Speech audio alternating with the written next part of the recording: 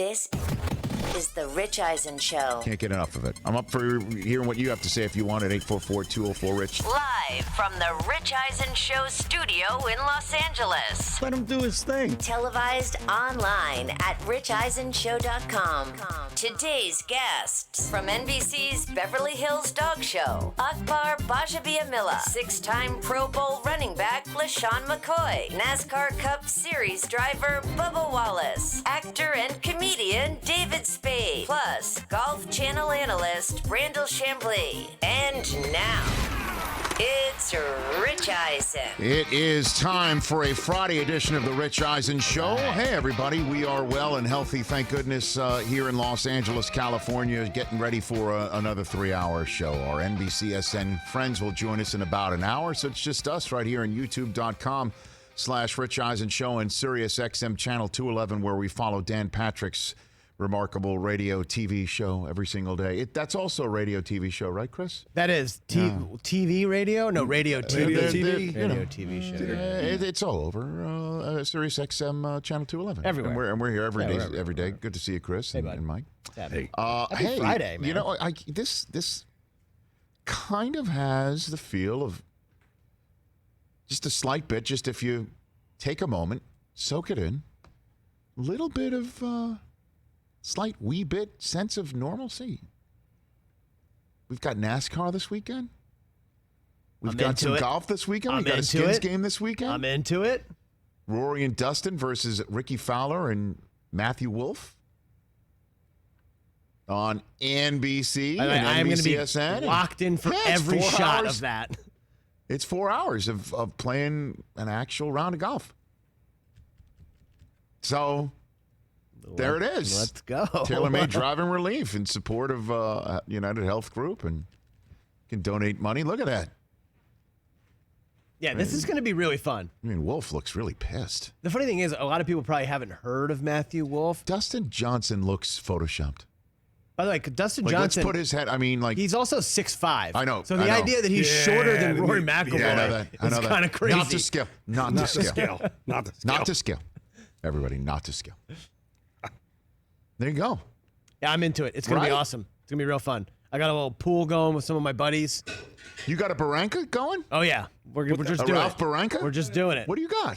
We're just doing a little, like, props. What are you doing? We're doing a props action. Tell me what you are doing. We're doing props on, like, who wins the most skins, longest drive on hole 8. Are you Closest to the serious? pin on, oh, yeah.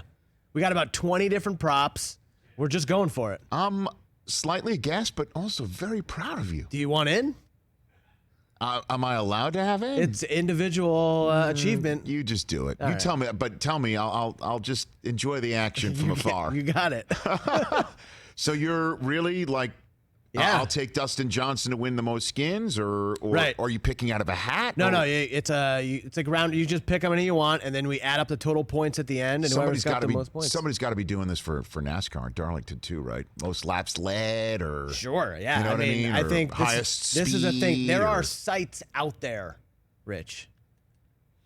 Well, we're going to be on this. We have an actual competitor from this weekend's live sporting event, Bubba Wallace, getting set to race in Darlington. And so we've got that going for us, which is nice. That'll be on Sunday. And then also on Sunday, the aforementioned skins competition. It's Seminole Golf Club, correct? That's where we're Seminole Golf Club? Yeah, down in Florida. In Juno Beach, Florida. And Brandel Chamblee of Golf Channel will be joining us in the very end of the program, sending us in the weekend to preview an actual live sporting event. Our third hour is going to be previewing live sporting event. Finally. Oh. Well, ambiance. Now, the odd thing is this is the ambience from the NASCAR race. Very strange. Well, that is. And right in the middle of that, a very nice soft center, because he's a sweetheart of a guy. Love this man. Big man, a large figure in the Tiana world. Of course. Your lovely mother of your child, Sarah Tiana, has written and produced and reported from red carpets for this man. While like 8 months pregnant. David Spade, the wrong Missy. We talked about it, Jim, with Nick Swartzen earlier this week. Now the star. He said that David Spade refused to jog around a pool. David wouldn't even want it. He doesn't do any physical activity to the point where he would not even jog. So David will be joining us in the final hour. LeSean McCoy, we're going to cut on that dime, everybody. He's going to join us. He's not promoting anything. We're just going to talk some He's just ball. coming in. Oh, that's sweet. Now, does he have a team for 2020? I don't think so.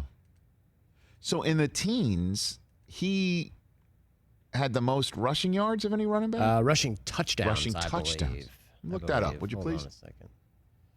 LeSean McCoy will join us. And Akbar Gbajabiamila will join us in about 15 minutes' time. We'll talk some football and we'll talk some dog show with him. One of the stars, if you will, of American Ninja Warrior is going to be a behind-the-scenes contributor for the Beverly Hills Dog Show presented by Purina, everybody. That's this Sunday at 8 Eastern. All right. On NBC, Akbar Gbajabiamila. John O'Hurley, the Jay Peterman from back in the day, will be in the booth with him. And we'll talk to Akbar Gbajabiamila about the lead NFL story. What's old is new again, Christopher. The Last Dance finishes up Sunday night. What's old is new again. It's going to be so sad when it's finally over. What's old has been new for 5 straight Sundays. It's a quick romp through the halcyon days of the Bulls, the 90s. You can look that up. Is that a big word alert right there? I have no idea what that means, yeah. The good old days, the best days, the salad days of the Bulls in the 90s. So what's old is new again. How many times have we been talking about what's old is new again? We keep on reminiscing. We hit that reminisce button. Didn't see hitting the reminisce button on Bountygate.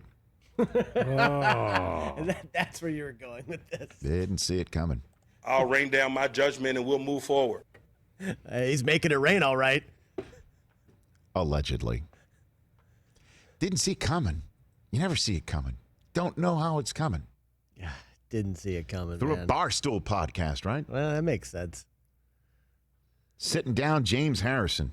The Barstool podcast. Let's get. It's called. What's the name of that podcast? Going Deep. Going Deep. Going Deep. Now, is that a metaphor? Where there, it's about football. You're going deep because it's football talk, but the conversation. That was the first show I mixed with Joe Buck on Fox Sports Net. Oh, that's right. Going deep with Wow. Joe Buck. The conversation went pretty deep with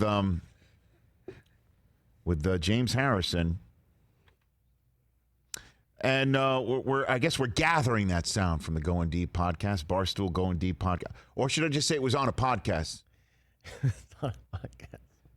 He said... That's with Willie Colon is one of the co-hosts of that podcast. Okay. He's a former player. Yeah.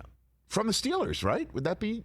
Yes. So is that maybe how they got James Harrison I would on? imagine so, yeah. So they were talking about the old hit that he delivered on Muhammad Massaquoi in 2010.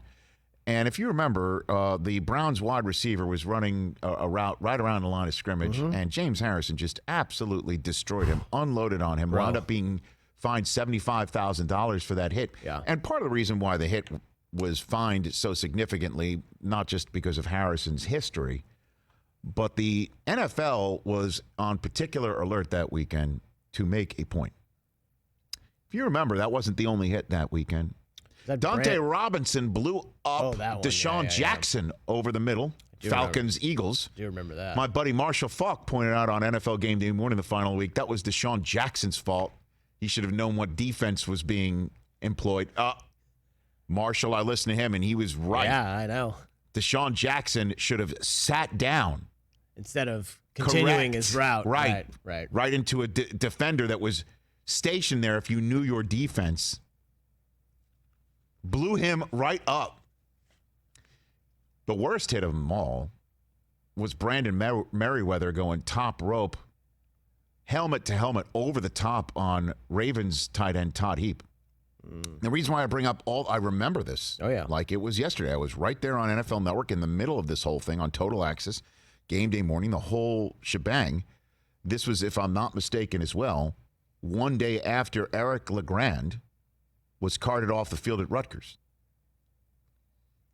And as we all know, he's still in a wheelchair. And the NFL saw that. And the NFL, this is in the middle of the concussion settlements and lawsuits and all of that. The NFL decided right in the middle of the season to make a new emphasis on finding the proper strike zone in which to hit somebody. See what you hit. That was the beginning of everything that you're still seeing worked out right now. So they had a heavy hand in the following week. Who knew a heavy hand was also Mike Tomlin's? Because nice. Mike Tomlin, according to James Harrison, handed him an envelope.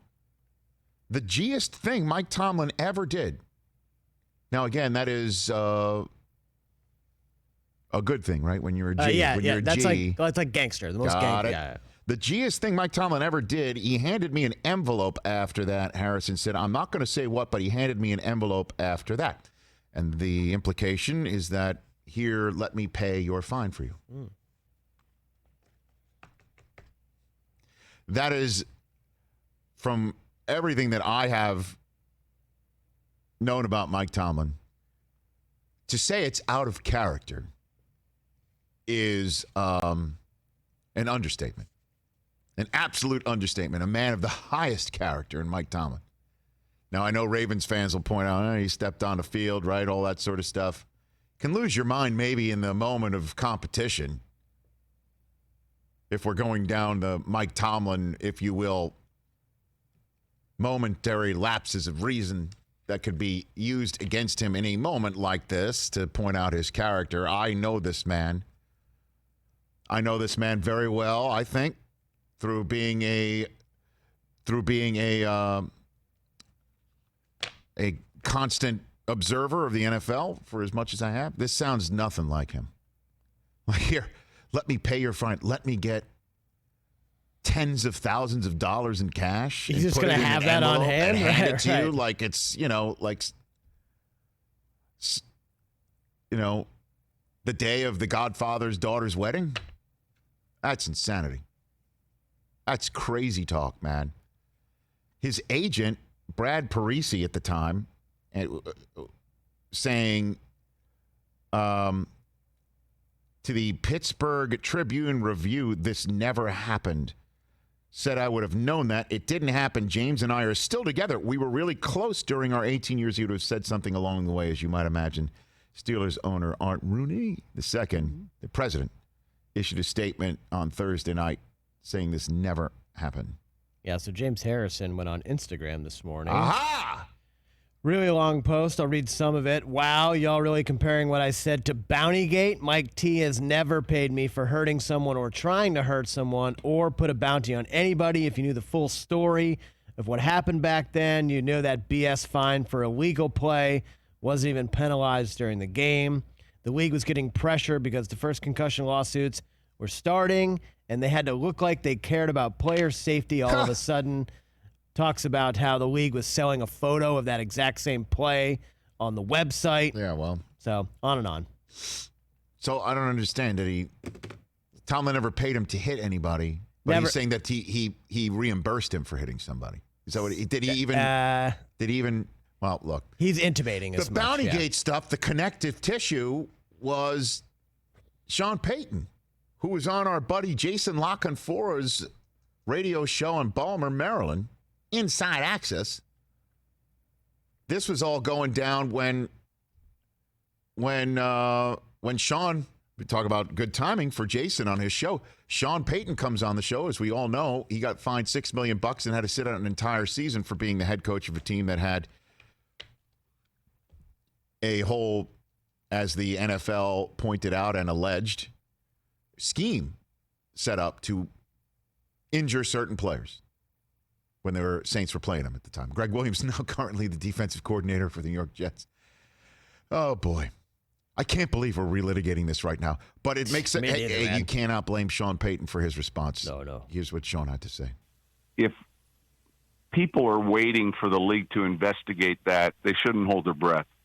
I think, what took place with us back in 2011 in so many ways was a sham, and yet there wasn't a lot we could do with it. The players were vindicated, but from a league or a coaching standpoint, there's no union, there's no representation.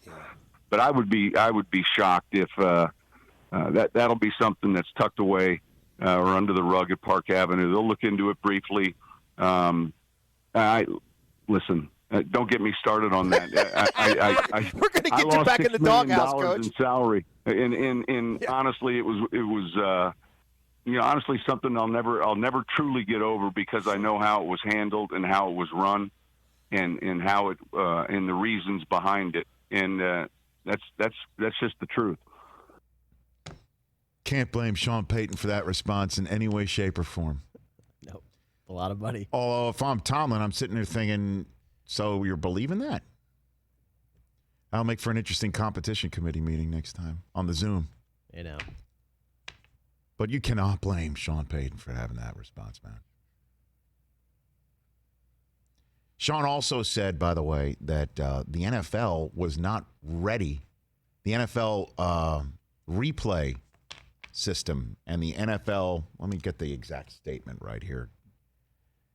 He said that the NFL was not ready for the NFL officiating in New York City was not ready to have pass interference placed on its plate.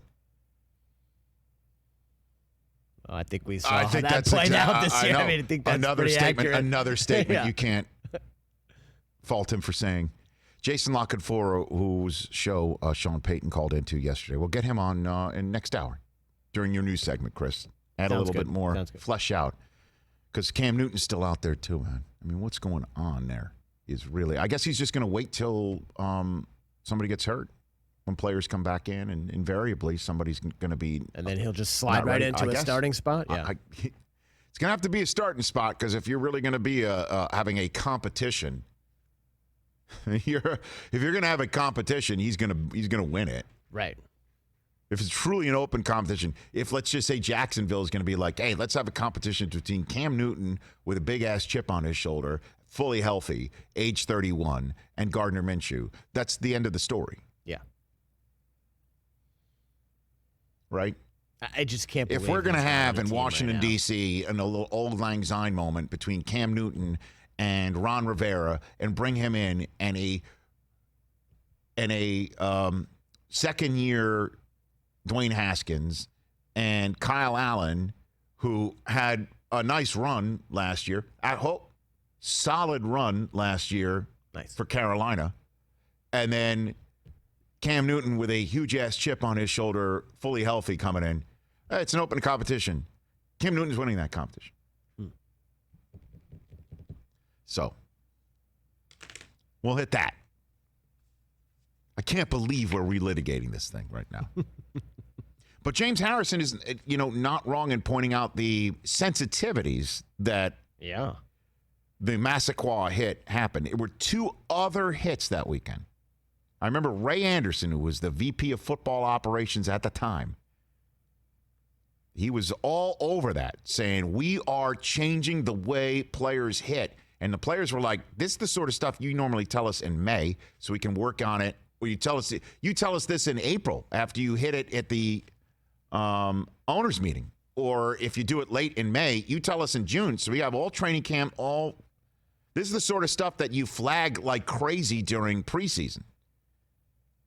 How many times do we have an annual up in arms conversation about what's happening in preseason with all the flags? And the holding, as you know, went into the regular season this year until Tom Brady tweeted about it during a Thursday night football game, and that was the end of that. Absolutely is what happened. Right. But that it was at the time. In 2010, a middle of the season, if I'm not mistaken, we're talking about, this is an October weekend? So this sounds like a week 4, week 5. Hey, middle of the season, we're going to change all that. Let's see. Was Akbar playing at that time? Very rarely do I say that sort of stuff, but let's bring him on right now. Great friend of the program. He's been with NFL Network he was with NFL Network for so many years from 2012 and on. No, he was already out of football at the time. That was week 6 back in 2010. Man. Yeah. Okay. And what he has built himself is quite a hell of a career, post-playing career. Also on American Ninja Warrior, the author of Everyone Can Be a Ninja, Find Your Inner Warrior and Achieve Your Dreams, now available now in paperback. And now part of the Beverly Hills Dog Show presented by Peyon. That's on NBC on Sunday night at 8 Eastern Time. My friend Akbar Gbajabiamila. How are you, sir? I'm doing good, Rich. You have a dog, too, don't you? Oh, I have two, sir. Okay, I figured that. I have two, and they what kind of dogs do you have? We have two rescues, but they are purebreds. My wife saw a golden retriever right around this time 2 years ago, who was thrown in a trash can, believe it or not, in Buena Park, California. Oh, wow. We went and got her. And then there was a white English golden that was tied to a boat somewhere near the Nevada-California border. We drove and got her. And Akbar, every single time we have a dog in our household, which is now 20 years running, I get knocked down a peg in terms of the most important being in the house. I get, you know what? Every I've time. experienced that too. I know exactly what you mean, and I think there are a lot of husbands out there who know exactly what you mean. You know, when my wife and I, we got married, 2003, we moved out here for NFL Network. We rescued Hudson, who was roaming the streets of Southern California here in Los Angeles. He was a mix. We thought he had to be a mix of a German Shepherd and a Lab and Akita. He's a beautiful dog. He lived 15 years. Hold on, let me call you out real quick. Because this is one of my pet peeves, no pun intended. Oh. Well, when people start naming just my dog's Akita and this and that. Look, they didn't do a 23andMe on dogs. I don't think they do that. Oh, yes, they do. Those up? Oh, yes, they do. Are you kidding me? 23andMe on dogs? Akbar.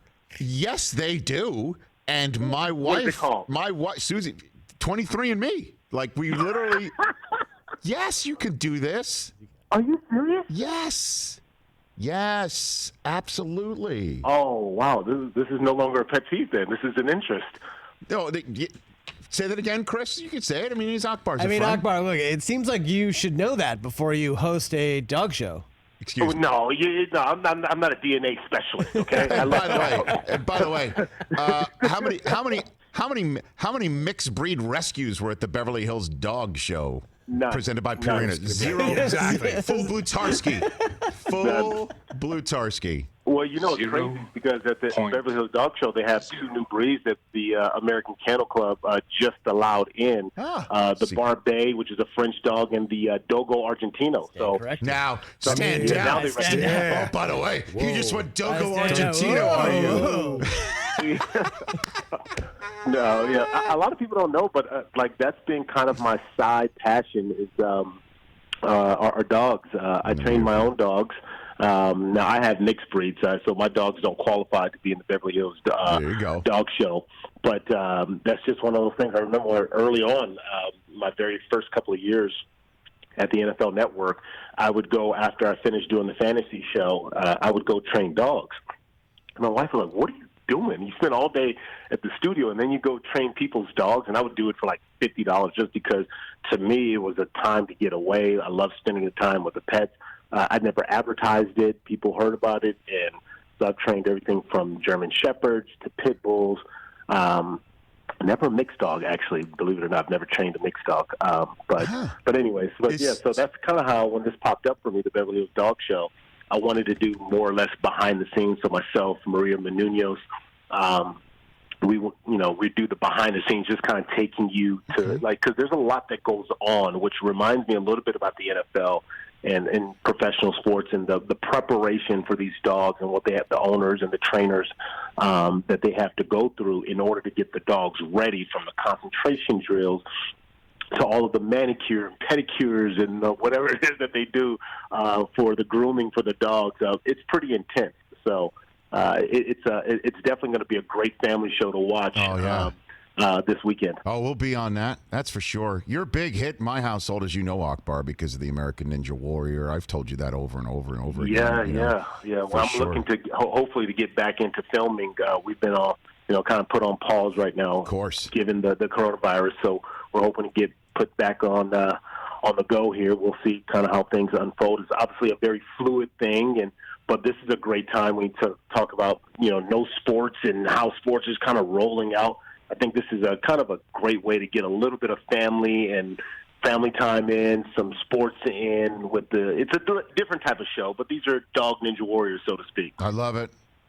Well, let's put a pin in the dog conversation for a moment and circle back one more time because I love dogs as much as you do too here. Let's talk a little bit about the NFL story of the day. Did you hear this about James Harrison? Akbar, have you heard about this? I heard the $75,000 that he was fined for that big hit, and Mike Tomlin just gave him an envelope, like on the streets, like, yo, here you go, clean that up kind of thing. I'm kind of baffled by that, but I always know that I knew James Harrison has this issue with Mike Tomlin because he and who's the other guy, Antonio Brown, that they've kind of partnered up and they've kind of been buddied, and it looks like, from me, just and again, I don't know that locker room, have not been in it, and I'm not saying whether he's lying or not. I don't know, but I do know that they partnered up, him and Antonio, on this smear campaign against Mike Tomlin. So it's odd that it would come out at this time. I don't know why he would give him $75,000 when James Harrison's making, an uber amount of money more than Mike Tomlin. You know what I mean? Well, I mean, let's just throw it all out there then. But in your 5 seasons of playing in the NFL and multiple seasons of covering it and knowing as many players as you do, have you ever heard of something like that where never an envelope is handed to a player? No. I mean, I think there's a lot of stories out there about the Oakland Raiders. The bad boys of sports and bad boys of football. And I've seen some crazy things when I was with the Raiders. But that, to me, if that was going to happen, that would happen under the myth and the mystique of the Oakland Raiders. I mean, I don't know what coach is making that kind of cheese to just go, yo, here's 75 racks for that hit that we know you're going to get fined for, and so here you go. I'm going to pay your bill for it. I've never heard of it. Yeah, and it's so out of character for Tomlin, too. Right. I mean, it just makes no sense that Tomlin's going to be like, okay, great hit, and and days after the hit, he's still so intense and outraged by it. He's going to find a whole bunch of cash, stick it in an envelope, and hand it to James Harrison, who hasn't said anything about it for 10 years.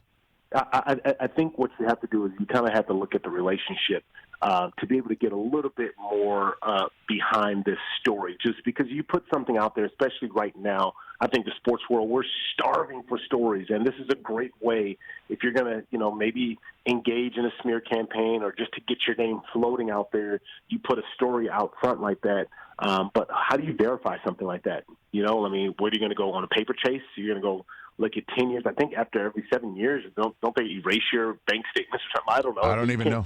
I don't think you can go 7 years, more than 7 years, and get your bank records. So how do they even find that? You know what I mean? Akbar Gbajabiamila here on the Rich Eisen Show. And there's one thing that Harrison did point out on what is this, his Instagram feed today, Chris, when he brings yes. is that there was he did get caught up in what the NFL was doing at the time, which was midstream in the middle of the season, changing the way that they were asking players, like they added a point of emphasis mid-season, which never happens. That never, ever happens. They usually will add a point of emphasis in the off-season or in the preseason if you want to be late, but very rare will they say, we're going to add a point of emphasis on hitting somebody in the game. And because, as Harrison points out, the hit on Massaquoi was not flagged. And it was, fined later on, that happens all the time in the NFL. But I remember that. Remember that? It was that hit. It was the hit that Dante Robinson blew up Deshaun Jackson and then Brandon Merriweather and top rope on Todd Heap. So, he is kind of right about that.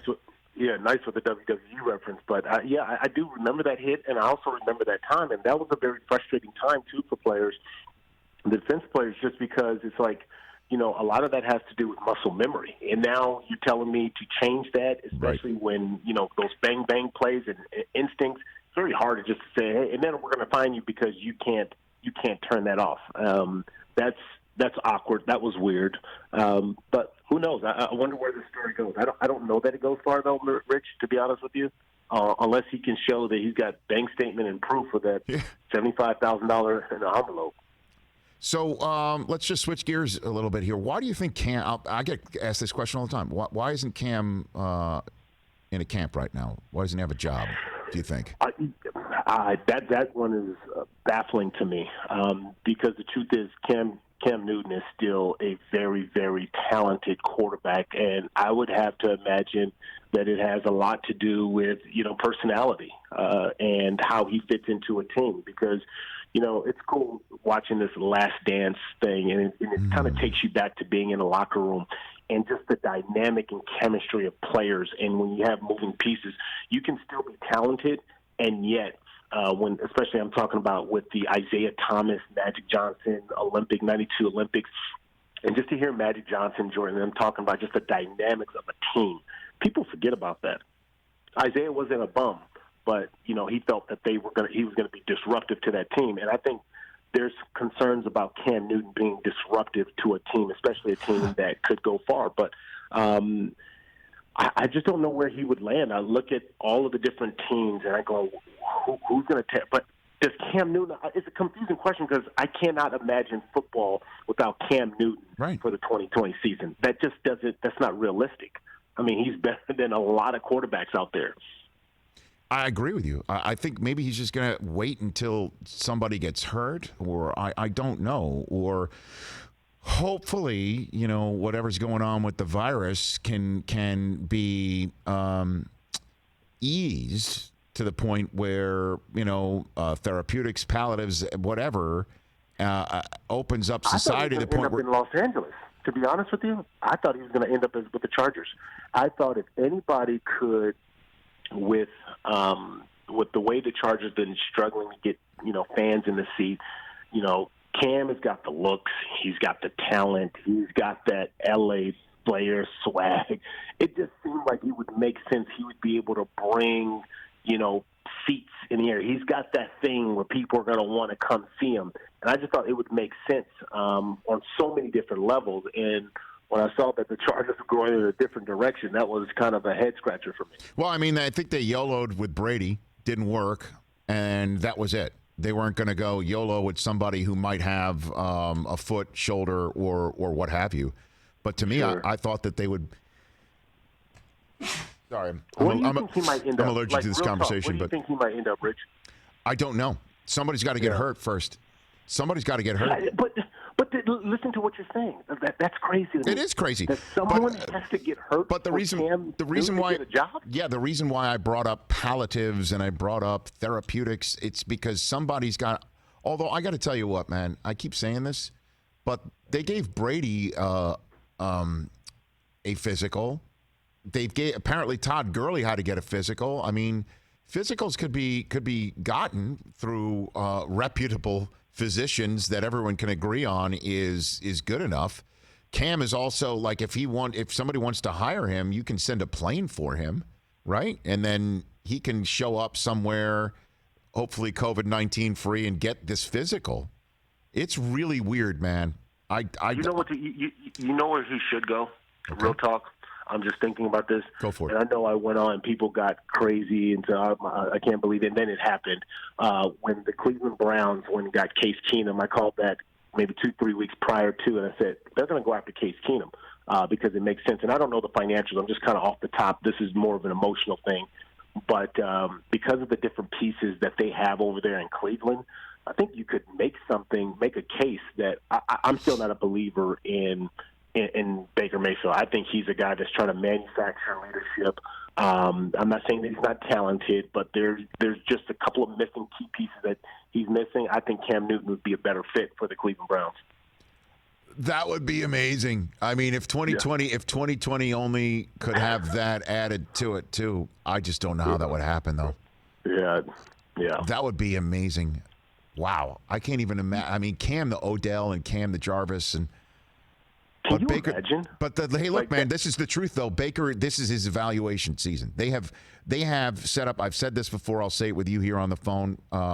That they have set up the ability to evaluate Baker in a way I wish the Jets had set up themselves to evaluate Sam Darnold, unless they just feel that Sam Darnold's already been appropriately evaluated and it doesn't really matter, that they are going to just keep him past year 4, year 5, pick up his option, figure out what to do then. But this is truly a Baker Mayfield evaluation year, wouldn't you say? Yeah, no, it is. I thought last year was an evaluation, but then it turned into excuses. Well, this, that, and the other, and and to me it was kind of clear. And I think I saw it early when, and again, that manufactured leadership. I'm just going to try to fake it and call teammates out at the beginning during the off season, and then I'm going to try to talk my way through this, and I'm trying to fake it till I make it kind of thing, and then it just kind of went south. And there was so much hype. And, again, that's a lot to carry on. There's a lot of hype. And then there's the stash gate and this and all this other stuff. And I'm like, this dude, he's not serious. He's more or less wanting to be famous. And especially, too, when you're impressionable like that and you get Odell Beckham in your locker room, he's got that cool factor. You want to be like him. And I saw a lot of little copycat things I'm picking up on. As a player, you can pick up on that. Oh, he wants to be like him. Oh, he's acting like that. Oh, he thinks I'm like, no, dude, you're the quarterback. You got to be focused on ball. You got to be focused on leading that team with your play first before you start trying to dress and talk like, a quote-unquote leader. And, so anyways. Yeah, that's pretty much it. Couple more minutes left with Akbar Gbajabiamila here on the Rich Eisen Show. Okay, so set the table for me. Sunday night, 8 Eastern time. I'm settling in, and what am I going to get? I'm going to get dogs. I'm going to get looking at all these wonderful, beautiful creatures on the planet, and somebody gets crowned the winner. Yeah, somebody's going to get crowned. Okay. We're bringing back the Havanese, Bono, the Havanese dog who won last year, and he's obviously the favorite. Bono's the favorite to win it again. Okay. But there's some new dogs who are coming into the competition. You'll have your sporting group. You're going to have your working group. Those are the pretty dogs that kind of prance around, and, they got that little strut. But the Beverly Hills Dog Show, the 2021, I think it's going to be a real good one. You're going to see some athleticism. You're going to see the pageantry. There you go. It's on NBC. It's what we have. It's a great sporting event. I can't wait. That's going to be a lot of fun, man. And if one of them goes potty on the floor, we see you going up with an envelope. Go up with an envelope to fix this thing. My good friend Bo Derek. Bo and I have become really good friends over the years. Where she has her own shampoo line and she provides me with all the shampoos for my dog. It's amazing product, by the way. But there are a whole bunch of celebrities that'll be out there to clean up the poop. Not me. I sit back. Okay. Mario Lopez. Nancy Alukin might flip out over there if she saw that. So, I got to be honest with you, Akbar. I learn more and more about you every single time you and I talk. So I did not know you and Bo Derek go way back. I just didn't know that. Well, we don't go way back, but I mean, for the last 3 years, we've been at the Beverly Hills Dog Show. Very good. I guess 3 years is way back. Okay, there's that. And I had no idea that when you would be leaving NFL Network after all those years, you would be going home to train, to dog train. I had no idea. Yeah, and then you were so good at that. If you ever have problems with your dogs, I could, and now that I know you have pure breeds, I can maybe try to see if I can help your dog. And not to mention, I mean, you're very familiar with 90210. Did I get that right? Well, we are very, look, I don't want a picture painted of me here that we have rescue dogs, and my wife just saw this golden, and it just happened to be, she thought it was, we didn't know that it was a purebred. It looked like a purebred. Lying, man. Rich, first off, your nickname is Rich because obviously you're rich. And you only selectively find a stray dog that's a pure breed. Yes. Only in 90210 no, where you have excuse me, the dog was right near Angel Stadium. So that's where the dog was, and we went and drove to go get her. And then the one that we drove was as far from, there wasn't a hill, there wasn't a Beverly, there wasn't Bo Derek, there wasn't anything where we picked up the White English Golden, I'll tell you that. All right, nothing close to a perfect 10 where we drove and picked up that White English dog. Thank you, Chris. Nice. Thank Well you very done. much. Well Thank done. you. Okay, I'm going to let you slide on that. But I won't give you space for that. Now he's such an excellent trainer. Chris, now I know why Maurice Jones-Drew started using the proper bathroom at work. Is that wrong? Wow. Was that wrong? Wow. Was that wrong? I digress. This conversation's off the rails. It is officially off the rails. Hey, you know what? That was a great tactic right there to get it off of you being rich and only selecting straight dogs that are purebred. God, and here I thought the worst shortening of my name was Dick, and now we've got something else here. Hey now. We are officially off the rails, Akbar. But look, man, no, it's all good. I'm looking forward to seeing you on. I just love watching you. You look at you on network television on Sunday night, 8 Eastern on NBC, the Beverly Hills Dog Show, presented by Purina. I look forward to it, brother. All right, thanks a lot. Oh, stay in touch. Let's stay in touch. Okay, now. Take care. That's Akbar Gbajabiamila at Akbar _ Baja, which is it's the silent G, everybody. Silent G. Gbaja on both Twitter and Instagram. Right here on the Rich Eisen Show. Let's go to the Geico fan phone line, brought to you by, wait for it, Geico. Wants to say thank you for sharing everything on social media and so much more. While we're apart these days, you sharing brings us all together. Your savage dance moves, your DIY haircut fails. I'm sharing my daughter's note writing ability on Instagram. It's tremendous. Okay. I had no idea that there's so many fans of my daughter's note writing ability. Taylor's the best, Rich. So thanks for sharing all of that. Now it's Geico's turn to share too with the Geico Give Back, a 15% credit on car and motorcycle policies for current and new customers. And because Geico's committed for the long haul, the 15% credit lasts your full policy term. Visit geico.com/giveback for info and eligibility. Now, I'm not going to sit here and deny that my wife and I saw a golden retriever, and we want to rescue. We don't want to shop. We want to adopt. That's what we are about in our house. So we wanted to have a golden retriever for our kids, and for us, I've always wanted a golden. Susie says to me, I think this is a purebred golden, and she told me the whole story. We go down to Buena Park. We picked the dog up at a local vet. They rescued the dog from a trash bin. That is insane. Fact. We bring her home, and she starts yowling, which, as you know, golden retrievers don't do. And we thought this dog might have beagle in her or anything like that. So, yeah, we swabbed her. We sent it off. It came back 100% golden retriever. Wow. Which was a shock to you. It would have been a bigger shock if it wasn't. And the household would have been like, we still would have loved her. She's still, we're a great loving home. Halo the dog, everybody. Halo. HTD, if you're scoring at home. Halo the dog. Halo. Along with Dylan the dog, DTD. Halo was on Instagram? Halo does not have our Instagram. We're not that crazy. We're not going to have a dog Instagram. Do both. By the way, with all due respect to people who do that with their dogs. I back-ended the with all due respect. And there are lots of people who do I know that. they do that. I love dog Instagrams. We know you do, Mike. Let's go to Jason in Florida. You're here on the Rich Eisen Show on the Geico fan line. What's going on, Jason? Hey, Rich. I'm a big, huge fan, by the way, first of all. Thank you.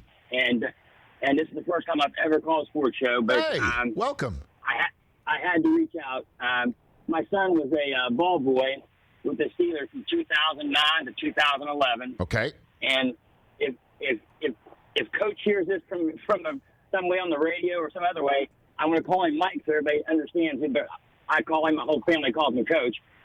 But I think James Harrison, Akbar pointed out that James Harrison has a little bit of something going on with Coach. If you remember, at the end of the season when he went to the Patriots to go to the playoffs, he basically forced his way out of Pittsburgh.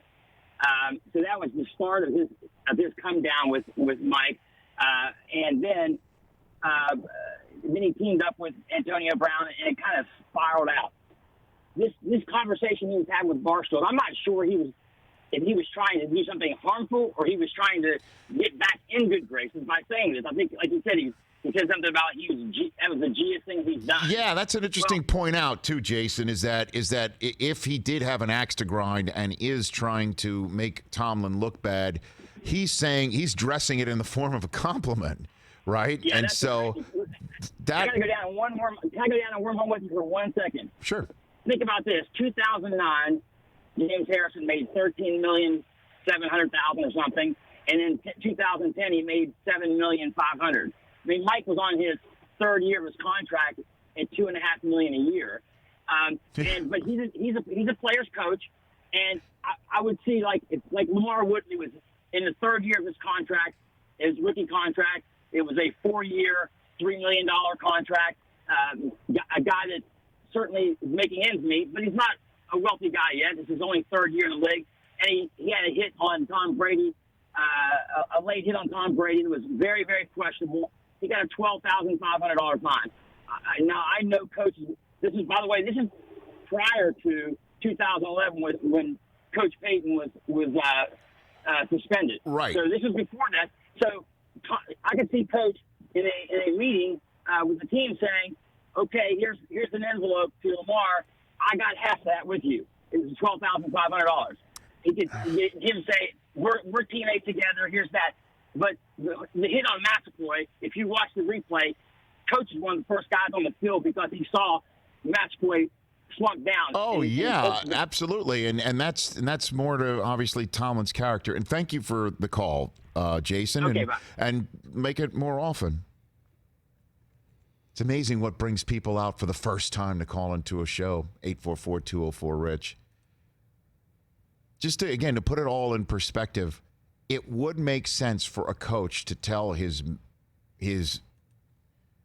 if you will, enforcer on defense, hey, you blew him up and you're being fined for it, and it's not fair because we're all teaching this sort of stuff, or this is what everybody's doing in the league right now, and it's not fair that they're now changing the way that they want to emphasize player safety right in the middle of the season.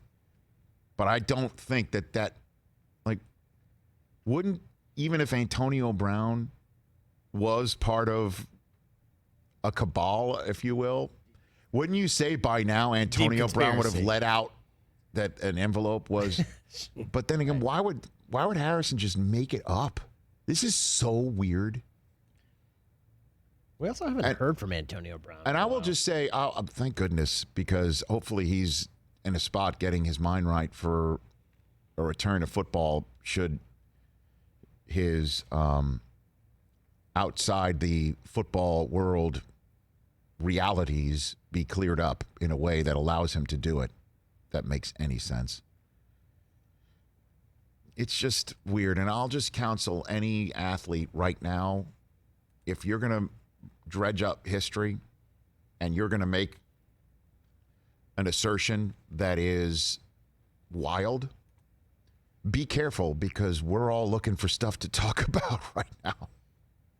Certainly in the old what's old is new again stuff. Yeah, we're going to find it. Be careful. This thing will obviously go away. I think it will go away fast, because by Monday we're going to have NASCAR to talk about, a little bit of golf, and then the Last Dance. I don't think anybody's going to be talking about this, but it will be. It's going to stick all day today, at least. Well, no, but it'll stick. Like, hey, remember when Harrison said that about the envelope? For sure. Mike Tomlin. Can you imagine sticking a bunch of hundreds in an envelope and handing it to the player saying, "I got you"? Really? That sounds so wild. Sounds a little far-fetched. Victor in Vegas, right here on the Rich Eisen Show on the Geico fan line. What's up, Victor? Hey, Rich, first-time caller. Hi, Mike. Hi, Chris. How's everyone doing? A lot of first-time callers. Victor, nice. Welcome to the party. What's up? We've all heard by now what allegedly happened with DeAndre Baker yesterday. But there seems to be this notion going around, especially on Giants Twitter, where everyone's perpetually outraged, that either ownership or the GM should have seen this coming because there were reported character concerns before and leading up to the draft with DeAndre Baker. And I don't get it. I don't get how you can make that kind of jump. I'm wondering how you guys feel. I haven't heard that, to be honest with you. You might be in, various chat rooms or boards or have friends. I don't know how you could pin. I mean, you could eventually pin bad behavior on a general manager, I guess. But Dave Gettleman's just trying to live his life thinking that the Giants are all going to be in quarantine, right? I mean, not thinking about that. That is a wild story, to say the very, very least. I wouldn't. I don't know. This has been my only answer to you. I have no opinion on that other than the fact that it's a sad state of affairs, and I'm sure I wouldn't want to be the one to make that phone call to Gettleman or Joe Judge. How do you think Joe's going to handle that? Ooh. Joe's not going to be handing an envelope to DeAndre to make up for his poker losses. Let's put it that way. Right? 844-204-RICH, number to dial. Thanks for the call, Victor. Let's take another one. Alan in San Diego, you're here on the Rich Eisen Show. What's up, Alan? Hi, Rich. Had a question / a hot take for you. Okay. So, being in San Diego, I am a Chargers fan, and obviously they made some big changes this offseason. New stadium, new uniforms, no more Phillip Rivers. So a lot of new things going on.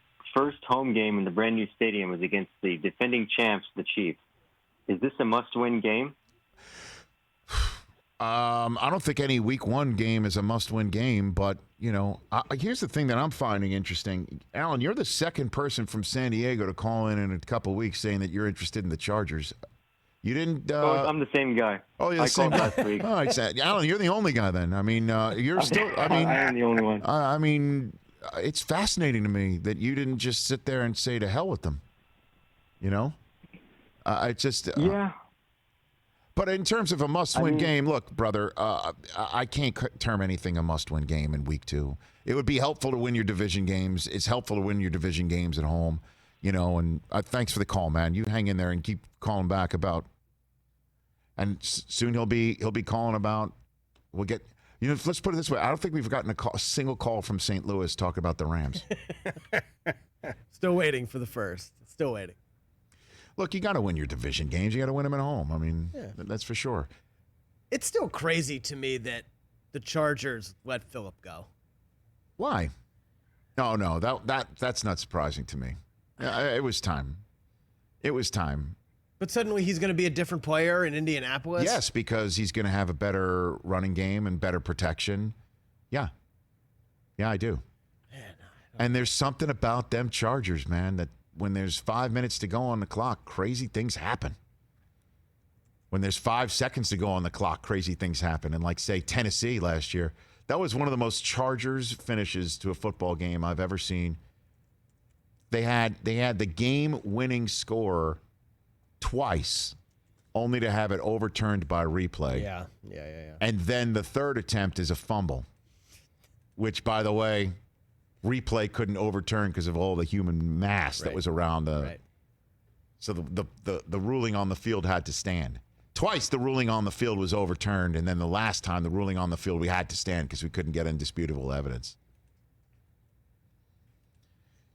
844-204-RICH is the number to dial. Here's our lineup from. That was a great chat with Akbar Gbajabiamila, who I had no idea did dog training. And by the way, I don't know why I threw Maurice Jones-Drew under the bus like that. It's just a lot of fun. That was a little weird. Was it weird? It's fun. It's fun. LeSean McCoy is going to join us, and we added Jason Lockenford to the mix, too. He's going to join us for your news update because he's the one who was talking to Sean Payton. That's the connective tissue to Bountygate. I don't think anybody would have done that had Sean Payton not shown up on Lockenford's radio show in Baltimore, which I have been on. I wonder if... and talked about it. It'd be interested if that was a already scheduled appearance or... Oh, no, I think it was. It was already scheduled. I bet. Absolutely. I'm just saying James Harrison threw this out, and they were like, hey, Sean Payton. Yeah. I don't know if you heard this, which is what we do a lot of. I just did that with Akbar. I don't know if you heard this. This is what we're all talking about today. LeSean McCoy, you think you might have a take on that? Yes, I do. Right? LeSean McCoy, who played his college football games in the home of the Pittsburgh Steelers. Yep. The Pitt Panther, who made some hay across state in Philadelphia and then has a Super Bowl ring coming his way. Winning it with Andy Reid. Also surprised he didn't get to play in the Super Bowl. Wow. He was inactive. Bubba Wallace will be joining us as he's getting set to make left turns in Darlington this coming Sunday. How about that? It's coming. And we'll chat with him. I cannot imagine, right, what is it going to look like? Masks and social distancing and the pit crew and racing and no fans in the stands and okay. But it's going to be an actual race with an actual points on the line, and it's a Cup Series race. Two in a span of 3 days in Darlington, and then they move on to Charlotte, and then I guess we're going to see how it goes. David Spade will join us. And then Brandel Chamblee will join us from the Golf Channel to talk about what will be on Golf Channel and NBCSN, like we're going to be in about 6 minutes, and NBC, which is actual real-life golf competition, a skins matchup between Dustin Johnson and Rory together, and then Ricky Fowler and Matthew Wolff together. Right there you on. go. Okay. So that's that.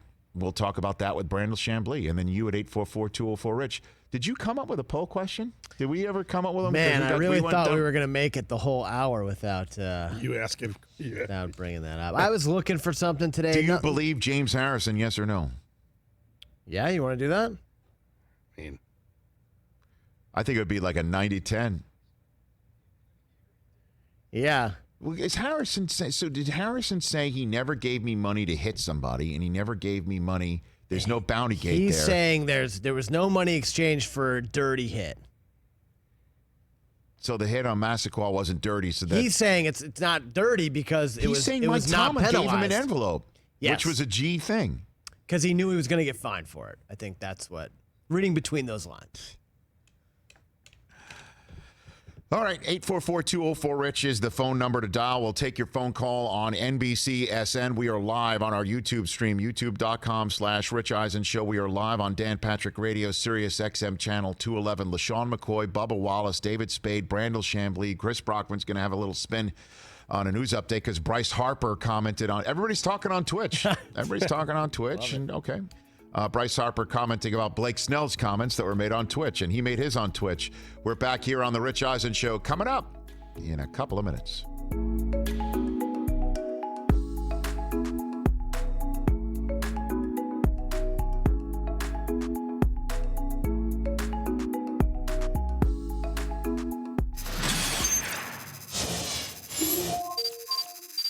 Akbar, your first pitch in Philadelphia is such the stuff of legend. Yes. That it's received a documentary treatment from the ultimate in sports documentaries. Oh, what? Yeah. Oh, it has it. Check it out.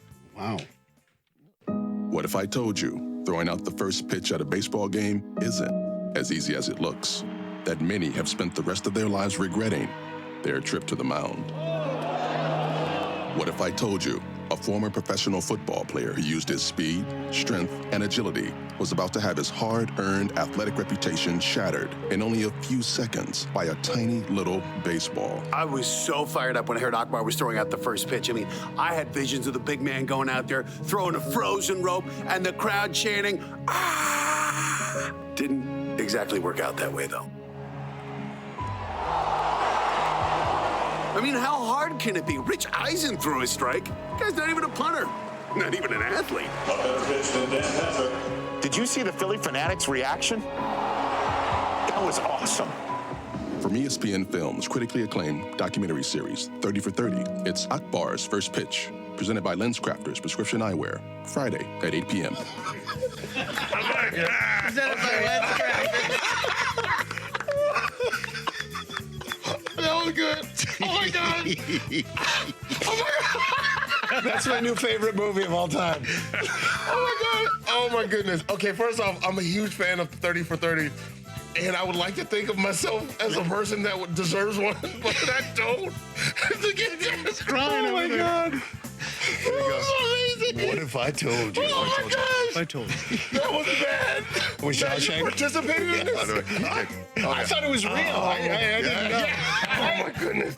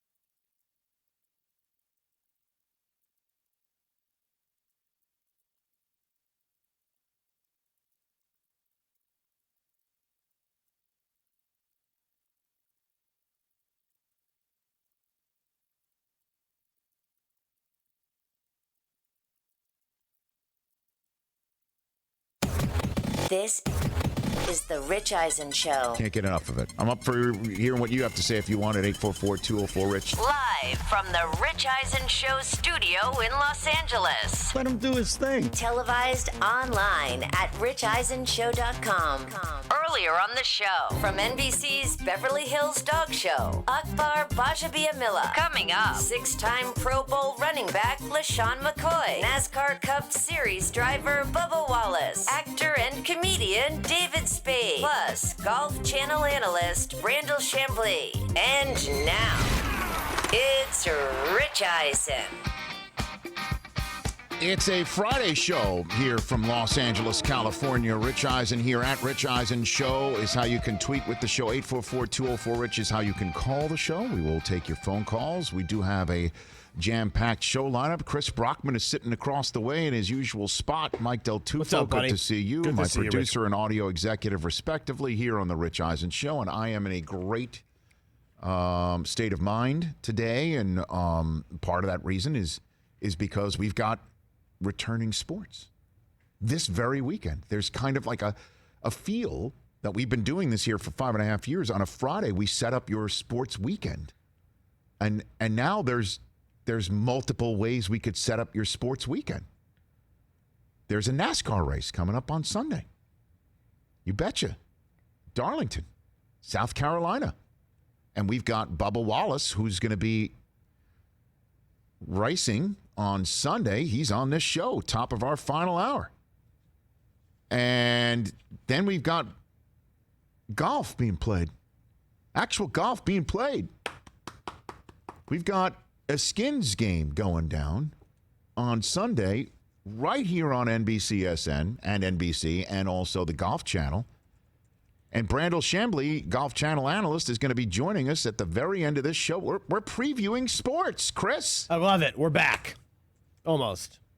Dustin Johnson and Rory McIlroy are teaming up together. Big names.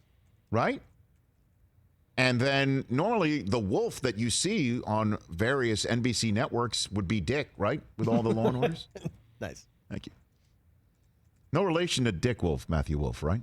I don't believe so. Although the face that he's making on the I guess the promo, it looks like he's about to lay down some law and order along with Ricky Fowler. Look at that. I love it. Tailor-made driving relief. There it is. 2 teams, 1 cause. Live Sunday, 2 p.m. Eastern, right there. Proud as a peacock, baby.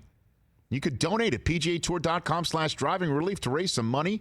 And these 4 guys are doing it. And Rory McIlroy's flipping a golf ball in the air. And for some reason, Dustin Johnson, who's 19 feet tall, is the same height as Rory McIlroy. We're going to look past that because this is real sports. They made DJ like 5'9" in this graphic. Look past it.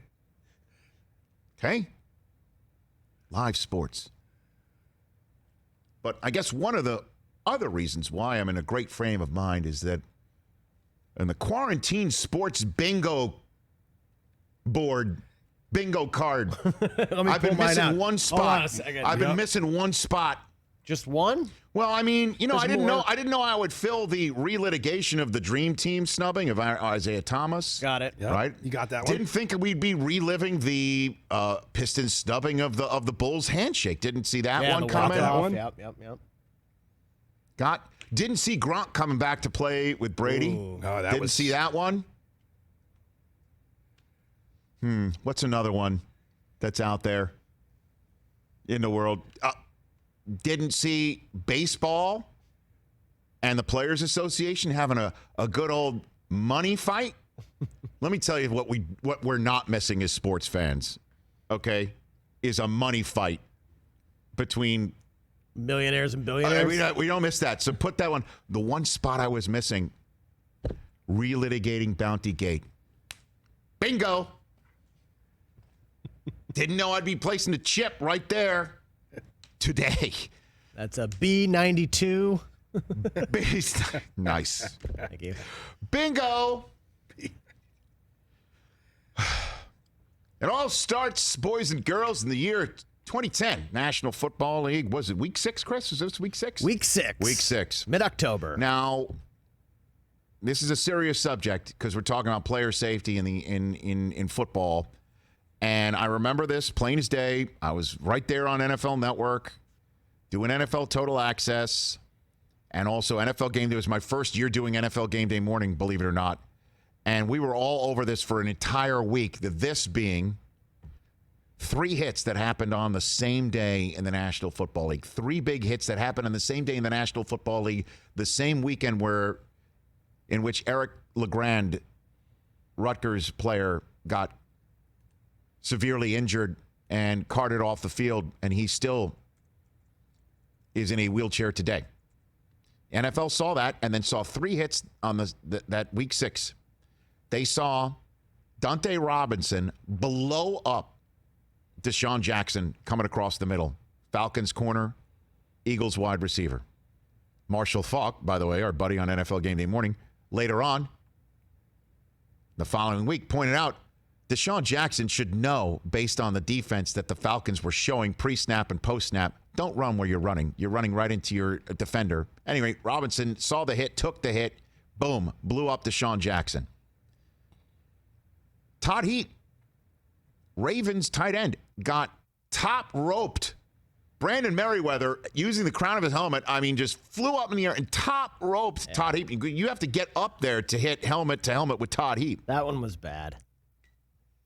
And then, not flagged at the time, James Harrison blows up Muhammad Massaquoi of the Cleveland Browns. Blows him up. He was running a route right around the line of scrimmage, and as you said, B92, bingo, just blew him up, concussed him, and not flagged, but subsequently fined because the NFL at the time made a decision. We are going to have a point of emphasis newly installed mid-season, which never happens. Talking about it's on you as a defender. Doesn't matter if the strike zone that we're telling you to hit changes because a player ducks or a player jumps that you're trying to hit. It's a moving target. It's tough, but you best hit the target between here and here. Don't go the head, all that. We're still talking about head and neck area, talking about targeting now in this day and age, right? Well, back in 2010, there wasn't that much of a discussion until those hits took place, and that happened. Cut to the Barstool Sports Going Deep podcast. Just yesterday, do you have that sound Mike Del Tufo all queued up? You want the original one? Yeah, I got James Harrison had this to say. Most you've ever been fined in one game? One game was 75. Ooh, is that the Massaquoi hit? Listen, on everything I love, on my daddy's grave, I hit that man with about max 50% of what I had, and I just hit him because I wanted him to let loose of the ball. If I had knew they was gonna fine me $75,000, I would have tried to kill him. Dude, I'm telling you. Right. 75? And I ain't gonna lie to you. But that happened, right? The G's thing Mike Tomlin ever did. He handed me an envelope after that. I ain't gonna say what, but he handed me an envelope after that. Now I'm assuming the envelope didn't contain a certificate. Great hit. You open it up. Hit of the week. Hit of the week. Here we go. Put it on the wall. Put it on your Frame wall. it. Frame it. Hey, unfold it. It's your certificate of merit. Maybe Tomlin's mom might have printed it out like we used to do. It sounds like Harrison paused a bit there before he's going to go all in there. And yeah, he thought about it. Mike Tomlin handing him an envelope like it's the day of Corleone's, daughter's wedding. Oh, come on. I don't know, man. I mean, that is a hefty accusation and one that would be totally out of character from the Mike Tomlin that I know. Nonetheless, interestingly enough, Art Rooney, the second team president, said it didn't happen.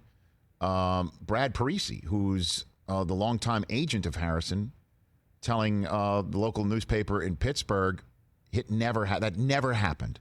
That never happened, that he would have known about it, that they were tight. They still are tight.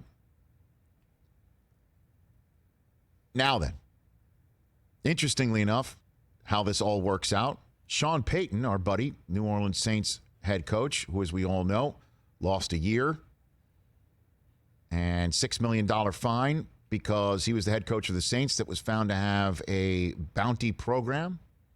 Greg Williams, defensive coordinator at the time, killed the head. Remember all that stuff? Oh, yeah. That was in 2011. Sean Payton showed up on a radio show. No, I won't do that. Our buddy Jason Lockenfora's radio show called Inside Access in Baltimore, Maryland. I've been a guest on that program. And Sean arrived just as this was out there.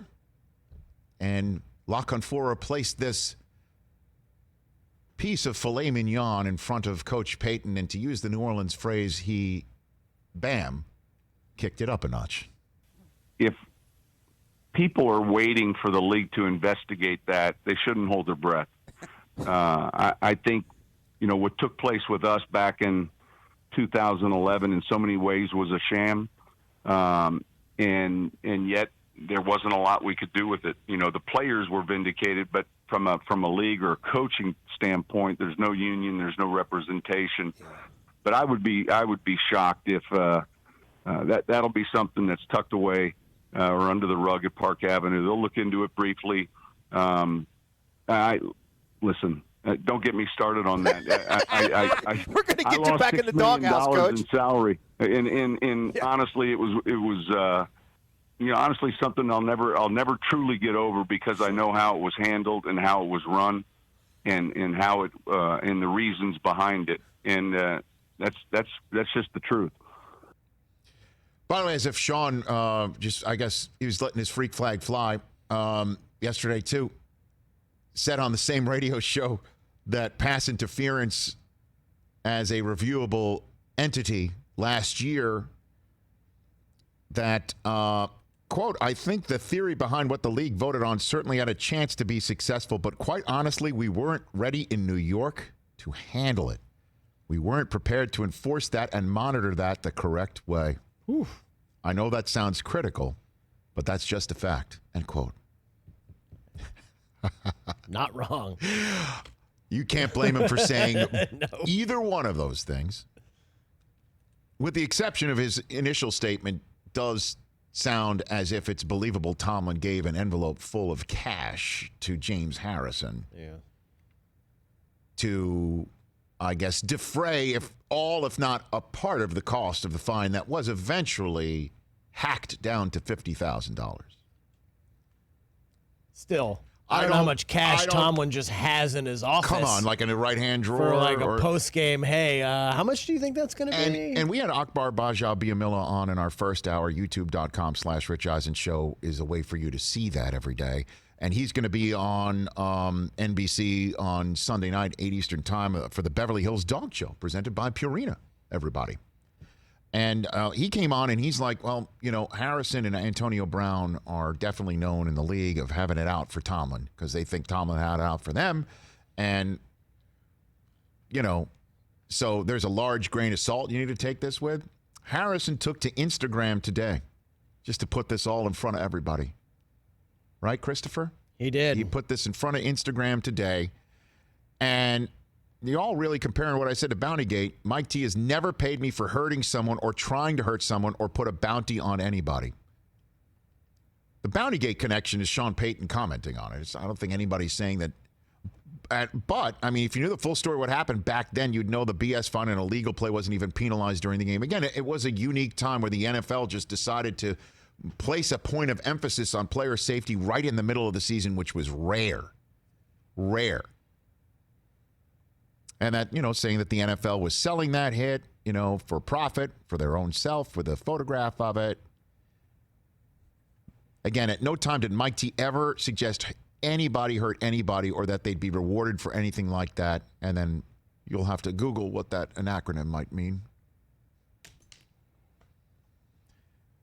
So it's kind of a denial, non-denial. I mean, did Mike Tomlin give you an envelope full of cash or not?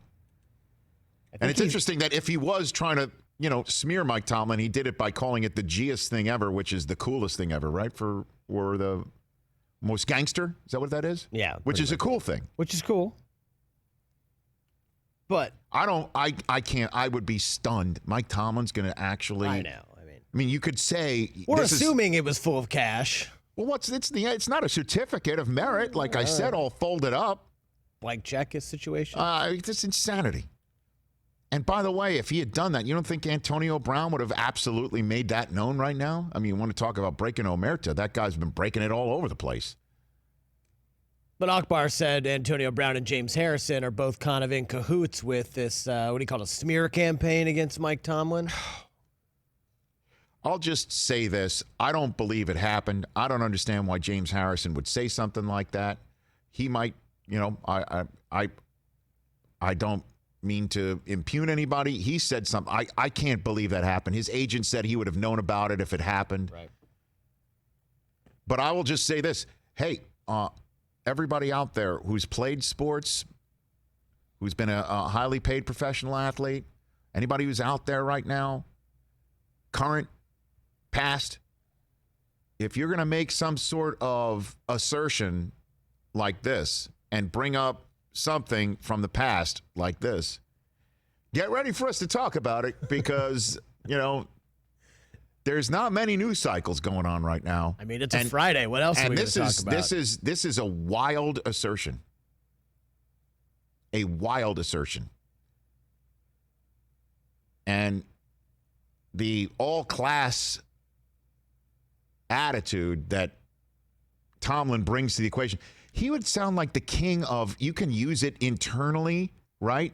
To say, we're going to keep playing the way that we play, but just play smarter. He's the king of, let's move on. He's the king of, what's my schedule? We got 8 on the road. We got 8 at home. He's the king of, right. It's over. That thing's over. I'm done talking about it. That was so rare when he came out this year and commented on behalf of Mason Rudolph when Myles Garrett said to ESPN that a racial slur is what caused him to haul off and use Mason Rudolph's own helmet against him. It's so rare for Tomlin to do something like that. It's beyond rare for Tomlin to actually revisit something. So for him it's so out of character. But just be careful. You're going to say something like that. It's going to come. We're going to talk about it now. When the weekend hits, we've got the final 2 episodes of The Last Dance, so we'll relitigate whatever's coming out of that. And then we've got the NASCAR race on Sunday. Bubba Wallace will be joining us at the top of our 3rd hour. And then we've got the actual real live golf competition, a Great Skins matchup coming up this weekend. And Brandel Chamblee of the Golf Channel will join us for that. A nice laugh with David Spade. Stroll down memory lane with LeSean McCoy. But Jason La Canfora, whose radio show had Sean Payton on, that and the news update next.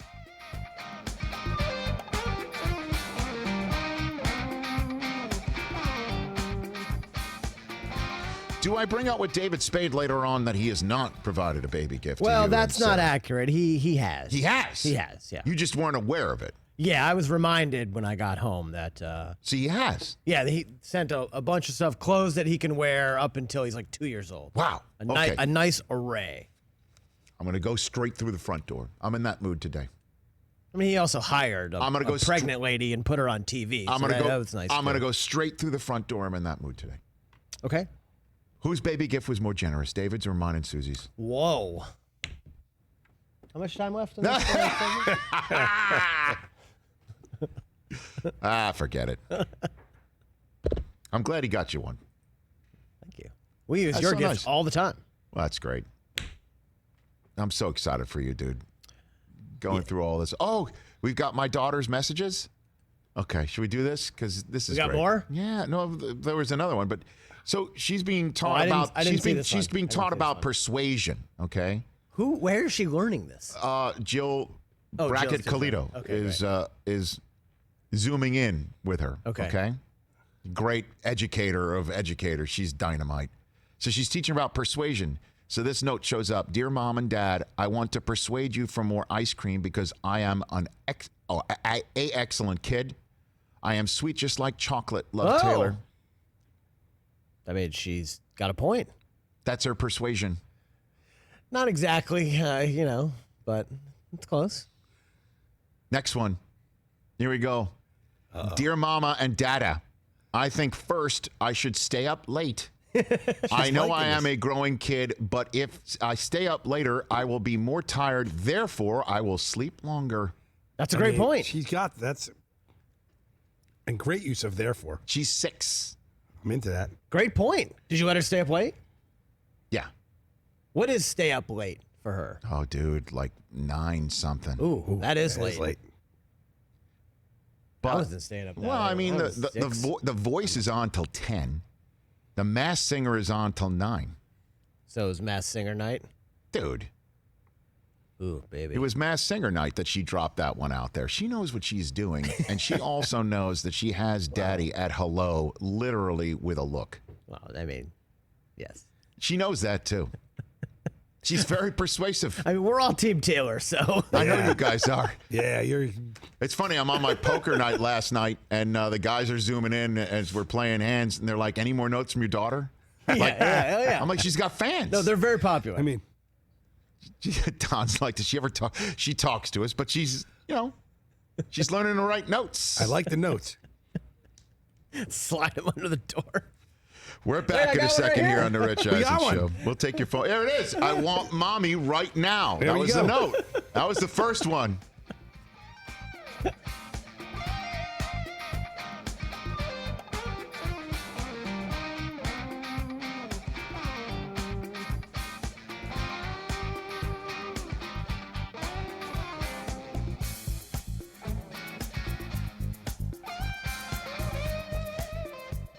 Okay, 844-204-RICH is the number to dial.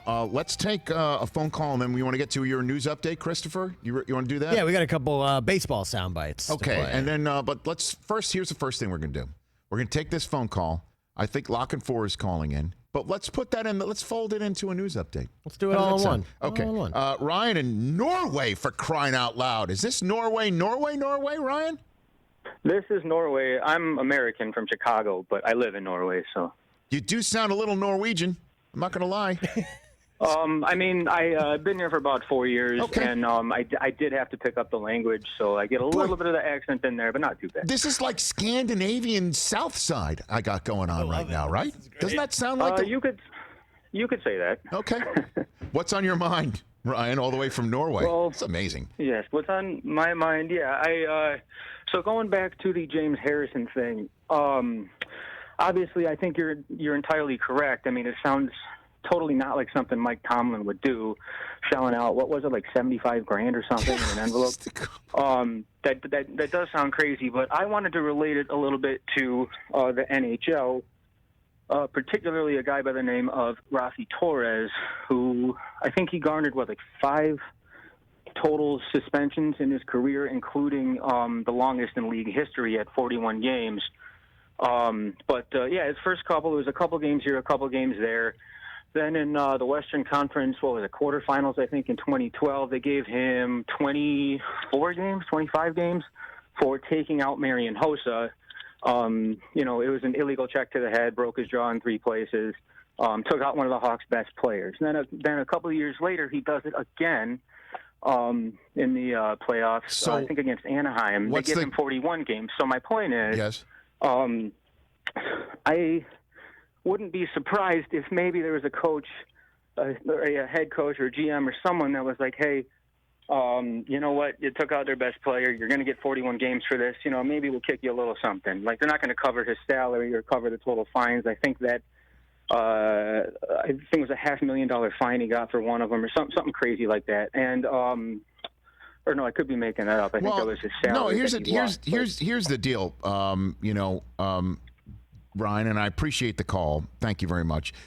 And you hang in there all the way in Norway. How about that? Look, people are every sport has their, if you will, bad boys, right? Bad guys. James Harrison, we're talking about, right, when he showed up in New England, Chris, weren't there conversations about Hall of Fame for him? That he... I mean, he's got a case, I think. This is just weird. It's just so weird.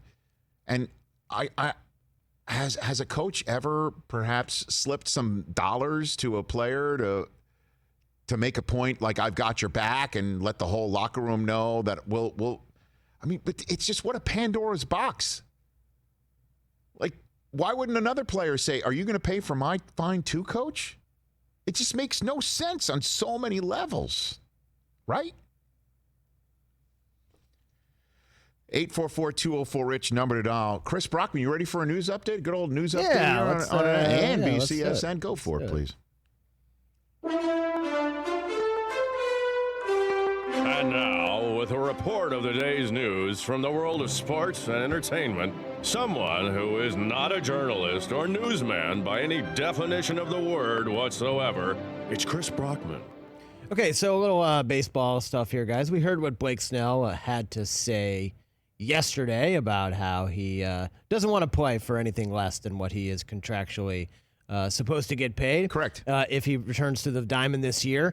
Well, Bryce Harper was playing some video games on his live Twitch account last night and had this to say about Snell's comments. Hey, bro, he's speaking the truth, bro.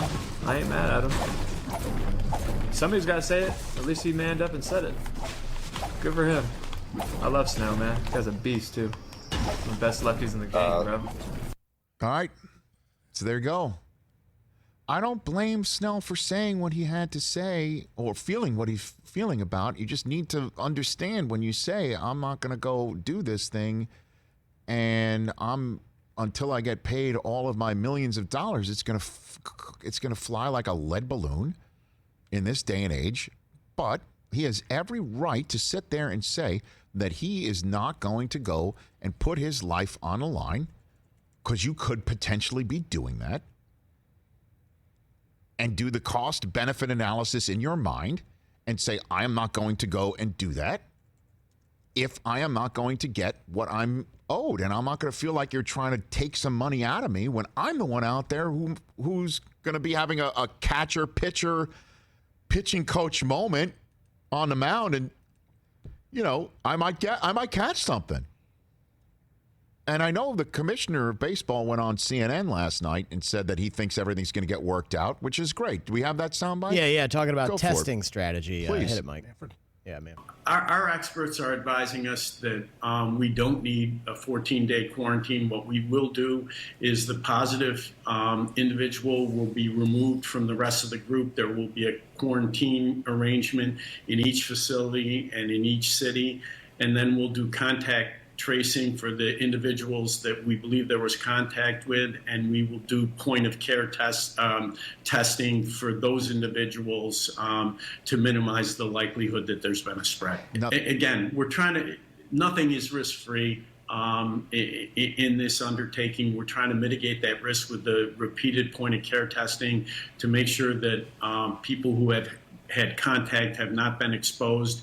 And by obviously removing those individuals that have a positive test, they will be quarantined until they have 2 negative tests over a 24-hour period. Which is great to hear, and I hope the point-of-care testing is actually accurate. Do you hear that what the White House is using is apparently only 50% accurate, potentially? I saw that. I mean, he's right. There is no risk-free assessment, which, again, if a player thinks I'm supposed to be paid X, this is what we agreed you were paying me to play baseball this year, and now you're telling me it's less because there's less revenue coming in, and I think you're richer than you know what.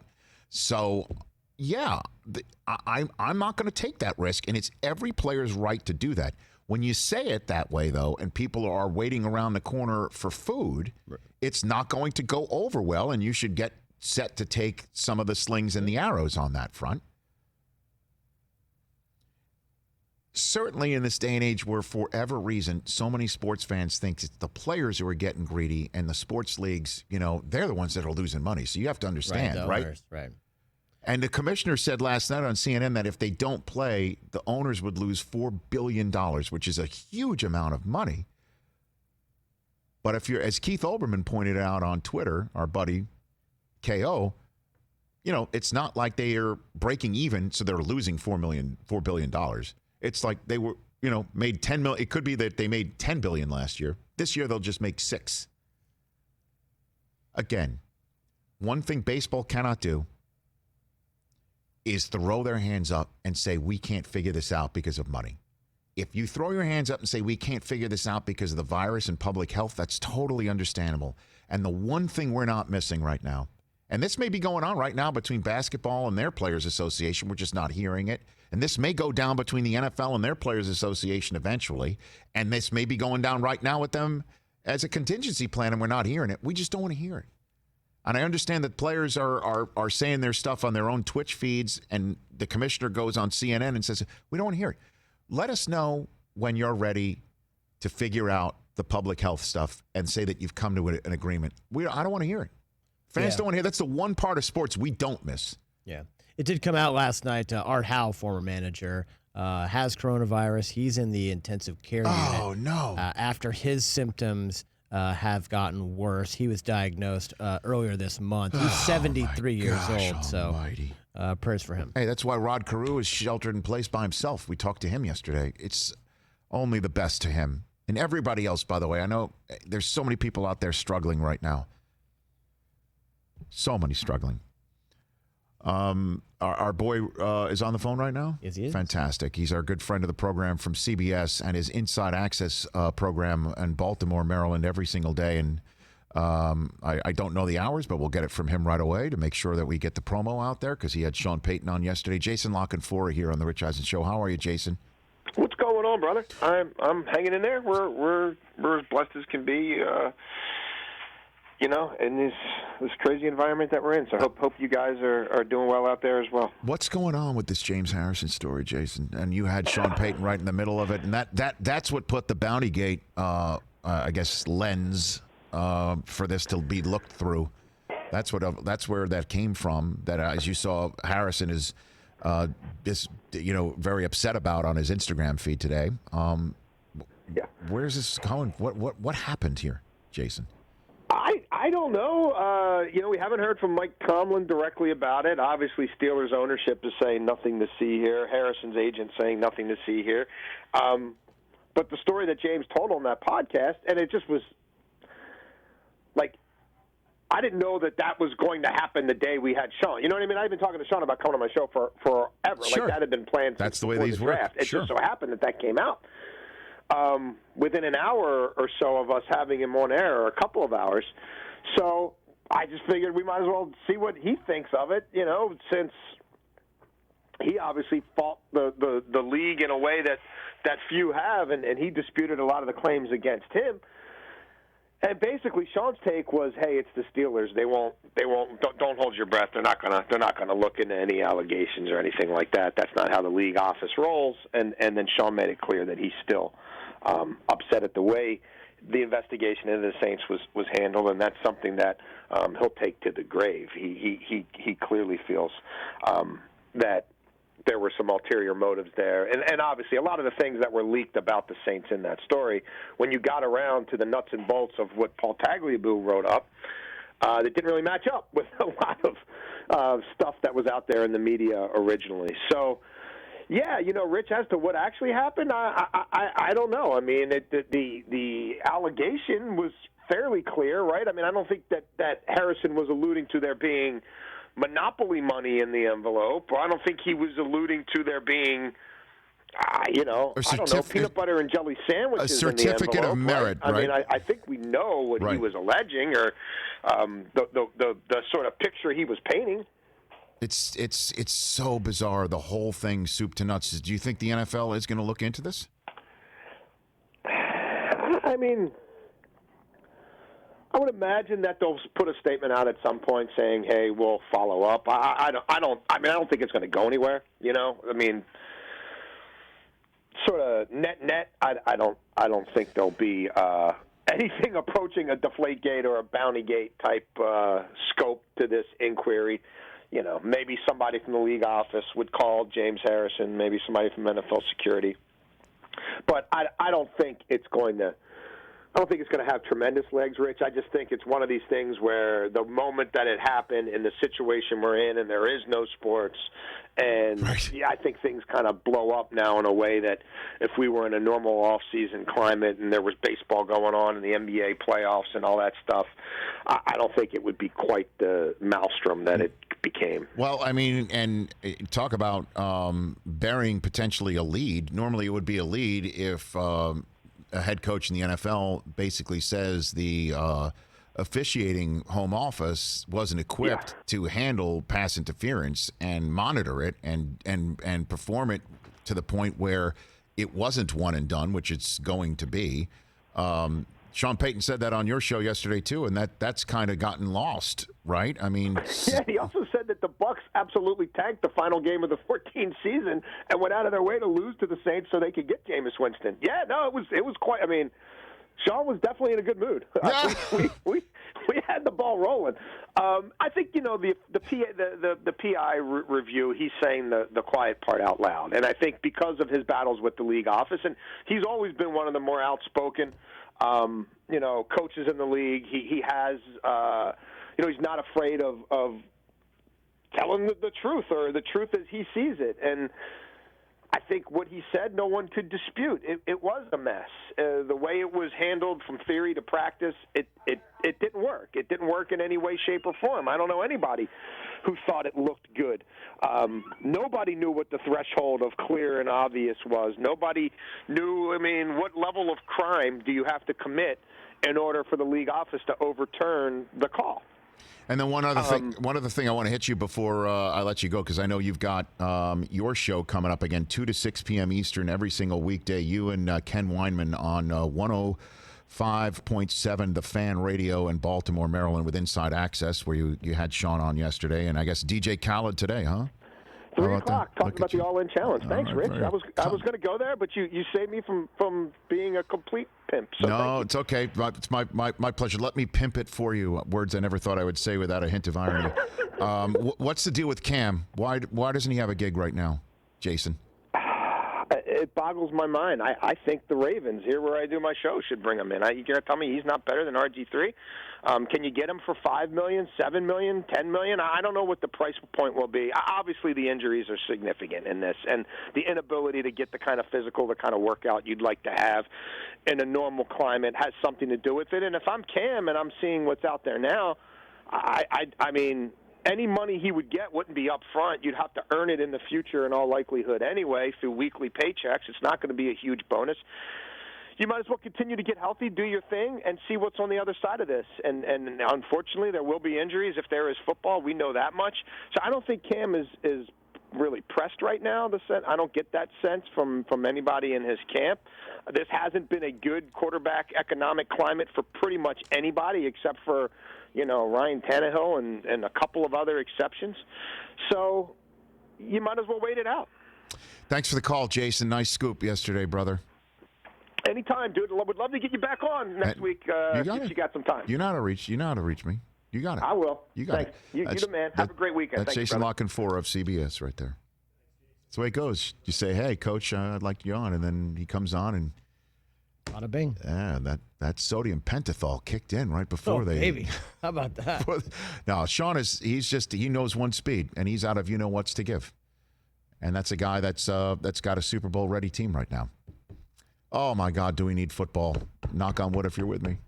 We'll come back. More of your phone calls, 844-204-RICH, number to dial. And LeSean McCoy, 6-time Pro Bowl running back. He's got nothing to promote. We're just going to shoot the breeze. Next on NBCSN.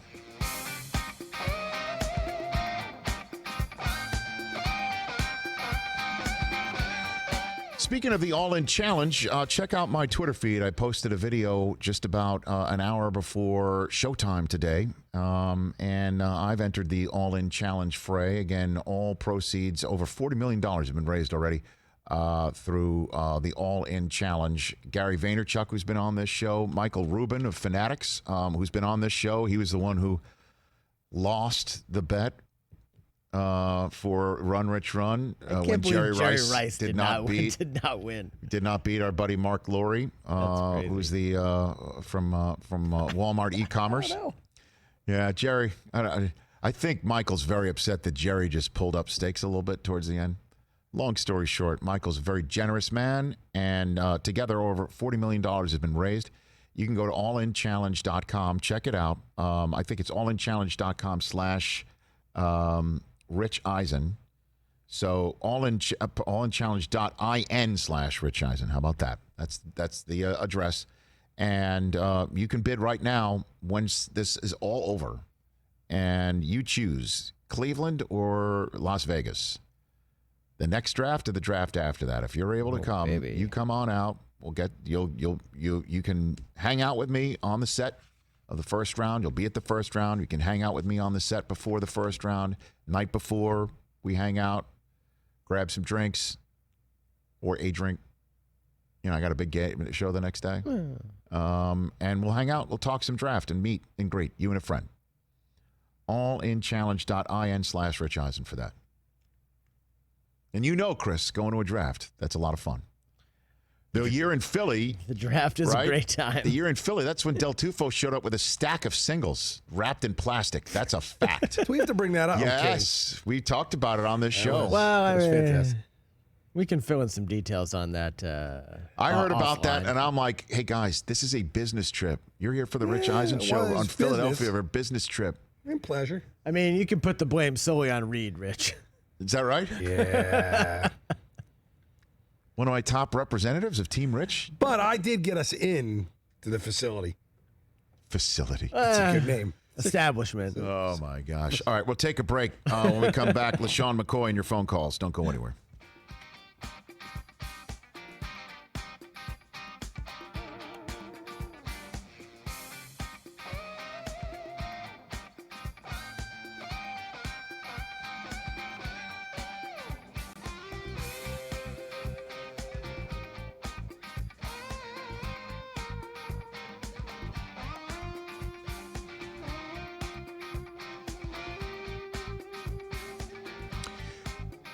Okay, phone lines are lit. 844-204-RICH. Number to dial if you're on hold. Stay on hold. I want to take the phone call of this 6-time Pro Bowler, longtime friend of this program. He was way back in the day on the podcast. He is one of the best running backs of his day. And the question is how, we got more days to come. His name is LeSean McCoy. How are you doing, LeSean? Hey, first of all, you're one of my favorites. You know that. So Right back at you, man. Right back at you, LeSean McCoy. and I understand, one of the reasons why I'm your favorite is, and you could be honest, please be honest with me, LeSean, is that you've seen my work at the Combine and you're jealous. You're jealous of the speed. And you look right? No, I wouldn't say jealous, but I'm a big fan of how consistent you are. No matter how slow the time is, you always try to get better and better. And that's the problem with the league. We need more guys like you. Do you know what? I appreciate that compliment. I take offense at the word slow. You could use the word fast and the sentence still means the same thing, LeSean. That's true. You know what I mean? True. Not to nitpick. Just trying to be honest. No. Trying to be honest. Well, there are not enough guys in the league who would try to stay consistent, try and stay at the same level. Right, LeSean? That's what you're saying. Right. And that's one thing, you're consistent. You try to get better every time you run that 40, no matter the outcome or the result. It's just. I mean, it's a compliment. I understand where LeSean's coming from. And then it kind of falls off the cliff. Well, you know what I mean? Like you take it right up to the edge, and it goes right off. He basically all due respected you. Oh my gosh, which is fine. I mean, you might have to just. I don't know. It might be the guys that's keeping the timer. Them guys, man. You might have to check them. Okay. I don't know if they're jerking you around or what, but. What's the fastest 40 you ran? I feel like in high school, all that stuff doesn't really count. Nowadays they have all the combine for young kids. Right. But I would say about 4.44. You have his number? 4.4. You have his number? 4.45 was the official. At the combine? At the combine. In Indianapolis? Yeah. No, I didn't run there. I got sick, so I didn't run it. Oh, you didn't run it there? But I ran my pro day. Oh, in Pittsburgh. 4.5. So you ran it. Yeah. You ran it in. Did you run it? Where was the pro day? Was it in Heinz Field? Was that pro day in Heinz Field, or no? I went. No, it was in the inside field house. Okay. So at Heinz Field, when you were around Heinz Field, did you see an envelope with the name James Harrison on it anywhere, LeSean? They said that's an envelope? Yeah, an envelope. Have you heard this story about what James Harrison said? Am I breaking news to you? Oh my! No, I never heard this. Oh my gosh! Uh-oh. Well, I do remember this. When I was there and he was there, yes, he was a scary-looking man. I'll tell you that. I never went to prison, but I'm sure there's a lot of guys. So you're a Pitt Panther, and there's James Harrison strolling around, right? Oh my God, yes, he used to be around. All right, should we play the soundbite for LeSean McCoy? We're like breaking news for. So he had this. You remember that hit he put on Muhammad Massaquoi in 2010? Do you remember that one? Yes, I do. Okay, yes, so that was brought up to him on a podcast called "Going Deep on Barstool." This is wild. I mean, this has gone crazy, and so it's kind of crazy that I'm breaking this news to you. But this is what he had to say. Go for it. Most you've ever been fined in one game. One game was 75. Ooh, is that the Massaquoi hit? Listen, on everything I love, on my daddy's grave, I hit that man with about max 50% of what I had, and I just hit him because I wanted him to let loose of the ball. If I had knew they was gonna fine me $75,000, I would have tried to kill him. Oh, God. Dude, I'm telling you. Right. 75? Wait for it. And I ain't gonna lie to you. But that happened, right? The G'est thing Mike Tomlin ever did. He handed me an envelope after that. I ain't gonna say what, but he handed me an envelope after that. How about that, Shady? Wow. What did he say at the end? He said Mike Tomlin had to give me an envelope. He said Mike Tomlin gave him an envelope. It was the G'est thing Tomlin's ever done is he gave him an envelope. Won't say what's in it, but he just left it at that. Oh, okay. Okay, I get it. I get what happened. Okay. Wow. Yeah, that's crazy. Did you hear the anger in his voice? I promise you. If I hit him with all my might, like, that's scary. Have you ever heard of a coach handing somebody an envelope to defray the cost of a fine or anything like that? Have you ever heard anything like that, LeSean? Nah, not like that. But depending on the player, depending on the situation, a lot of the guys would chip in, and kind of help out. So the players would chip in and help out, but not the coaching staff. Nah, I mean, Mike Tomlin's a special dude though, so that's believable. He's one of them guys that he does whatever for his players, so I could see him doing that. No kidding. Huh. Yeah, but there's times when a quarterback might get hit late, and the linemen they'll fight and all that. They'll fight for him, right? And they'll chip in to take care of that fine. Especially the quarterback, they got all the money. So LeSean McCoy here on the Rich Eisen Show. What's the hardest you've ever been hit? Who's the hardest anybody's ever hit you? Oh, I don't really play that game like that. You gotta. I don't really let nobody hit me. It's not my game. Huh. I'm trying to think. You know what? Wait, one time I played the Redskins. This is when London Fletcher. He was probably the hardest player I ever went against as a linebacker. Him and what's the dude that was all juiced up, had all the steroids, the big safety. He had the muscles in his neck and his ears. He had the muscles in his fingers. That guy. What's his name? What do you got, Chris? LaRon Landry. LaRon Landry, right. Yeah. So one time he caught me in the ribs, and he probably used, he's 230 plus the steroids. That makes him probably 245. He got me in the ribs, boy. Oh, my God. He broke my ribs. And I remember I came out. I was like, Coach, I think my ribs broke. Coach Reed said, what you going to do? And I finished the game. But that was probably my hardest hit. So Andy's like, what you going to do? He's basically like, the time's yours, essentially? That's what he said. Andy's funny. Listen, in the critical time of the games, he's jokes all the time. So, and I'm coming to him, I think I broke my ribs. He's looking at me like, well, what you going to do? You going to play or not? But he's messing with me. But and I finished the game. So what do you mean he's funny? What do you mean he's Coach funny? Reed? Yeah. Oh, my God. There's times, man, and like, I remember, like, even this year, I had some good plays, and I came out the game. He's like, are you playing or you're not playing?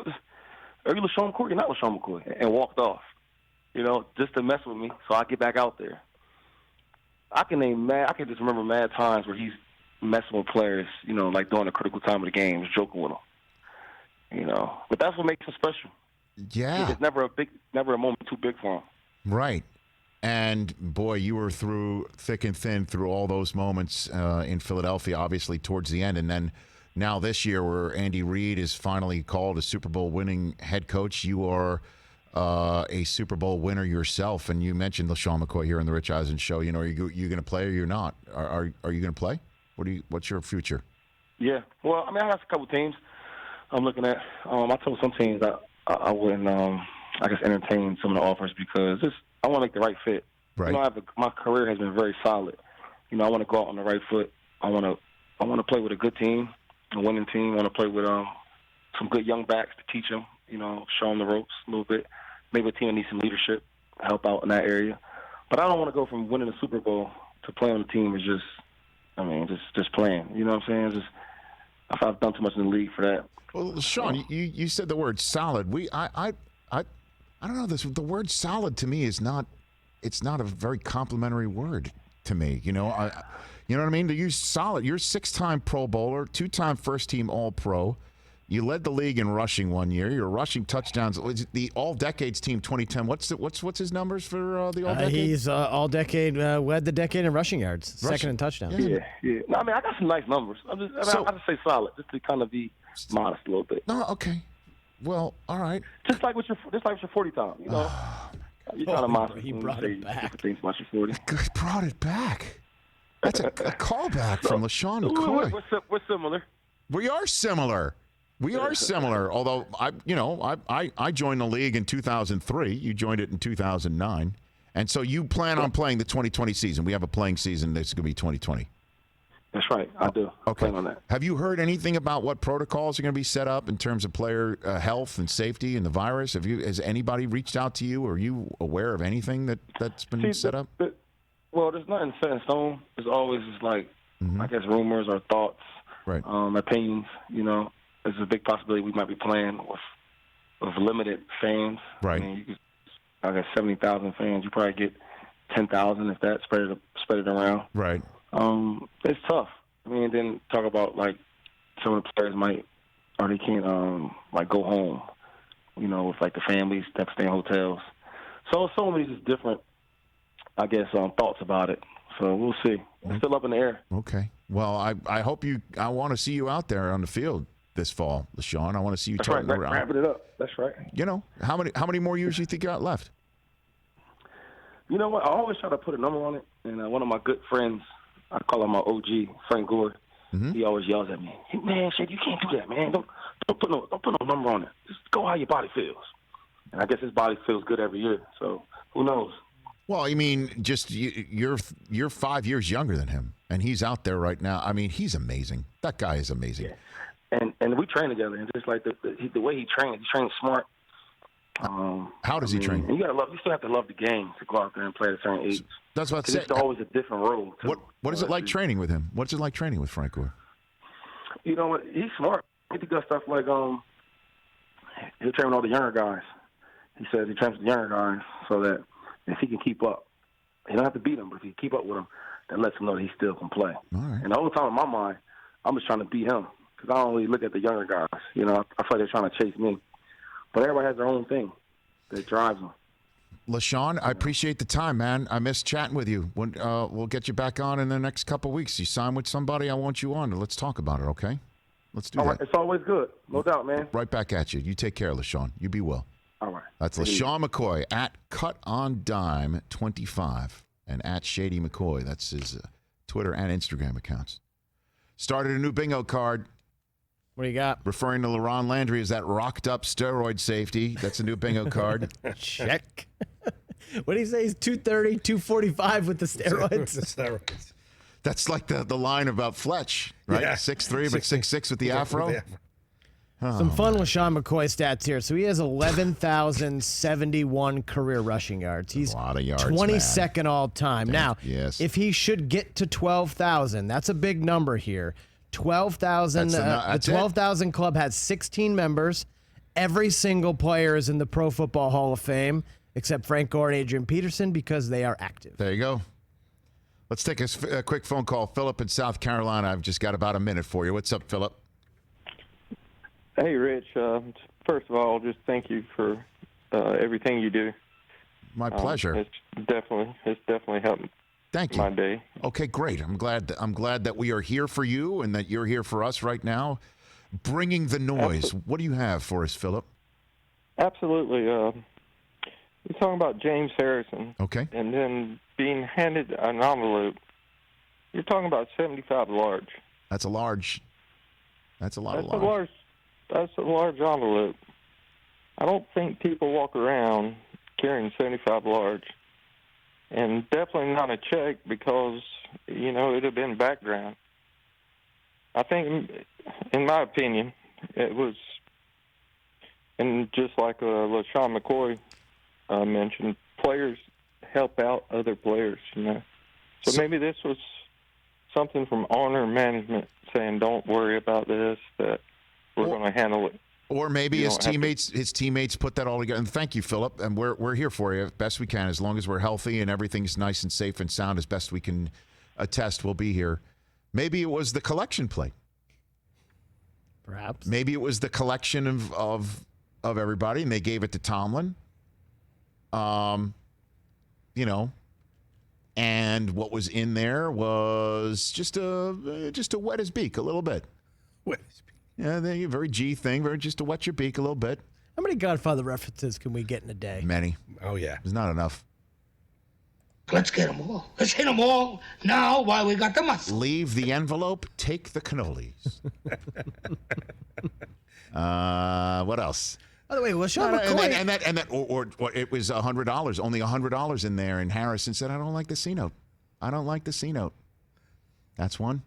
It's another one. And then, he made him an offer he couldn't refuse. Or this is the business we've chosen. Exactly. And in this business, you get fined.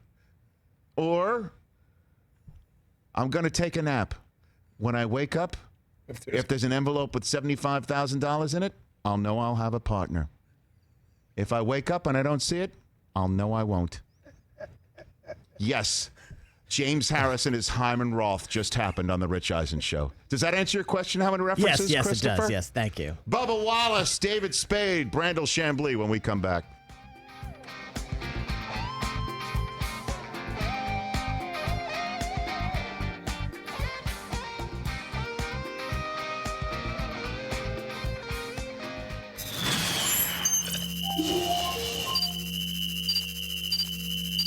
How many planks do you have to break to be a black belt? How many do you have to?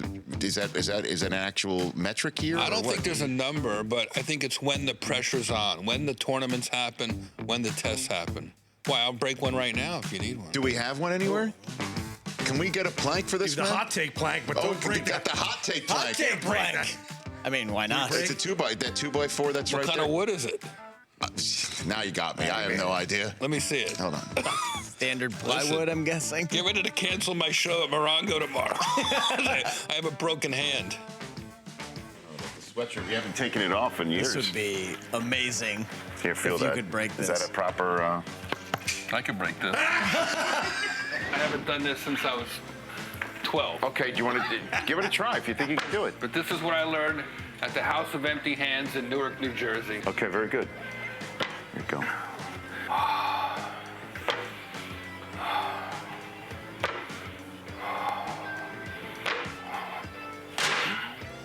Did it break? Hold on. If I hold it down, would that be better? Yeah, that'd be good. Chris, hold it on the other side. Hold it on the other side, Chris. All right, it's going. Hold it, pull it out a little bit more. So the end is on the box. You don't even have any. You don't have any music from Karate Kid? If he gets it, Gloria Love. I'll play Gloria Love. Here we go. Forget it. Damn it. I really thought I could do it, Rich. I really thought I could do it. It's okay, Jeff. We still love you. It's all right.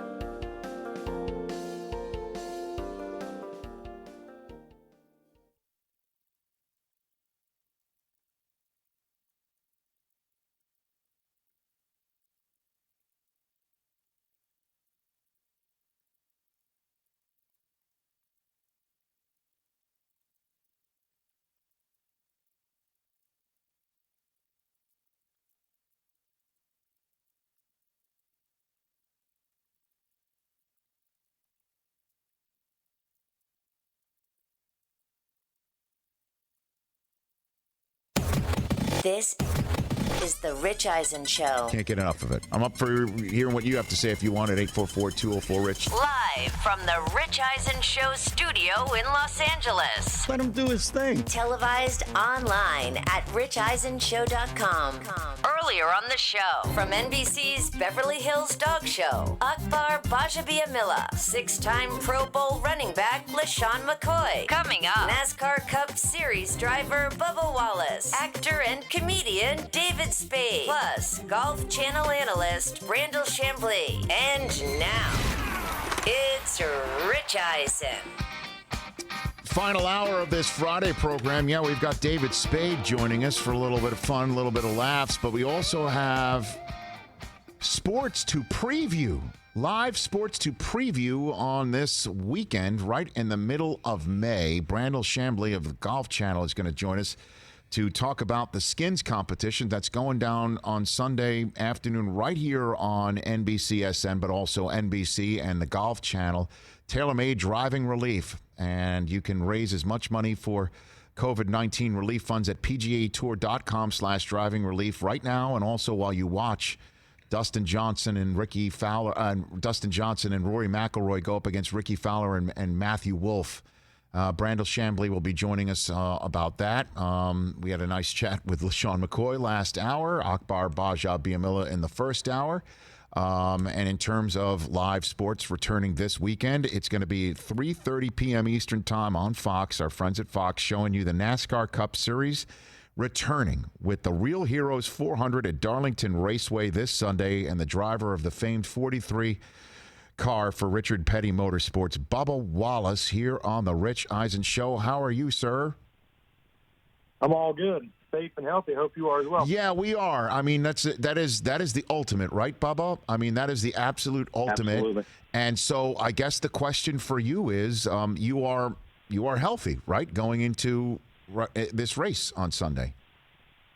Yeah, as healthy as I can be right now. You know, obviously, we're all kind of on eggshells and like the whole screening process and what's going to go down and what takes place, and it's just kind of nerve-wracking just because, you know, if one driver has it, and it could all kind of be pulled out from underneath that driver. So we're all just trying to take extra measures to be ready mentally, physically, emotionally, because it's been a long time off for us. You know, usually we're kind of bored in the off season, which we had just gotten off of, you know, in January, and then it seems like we went back racing for like 2 weeks and then been sitting off for another off season. So we are we're excited. We're ready to get back rolling and counting down the days and hours.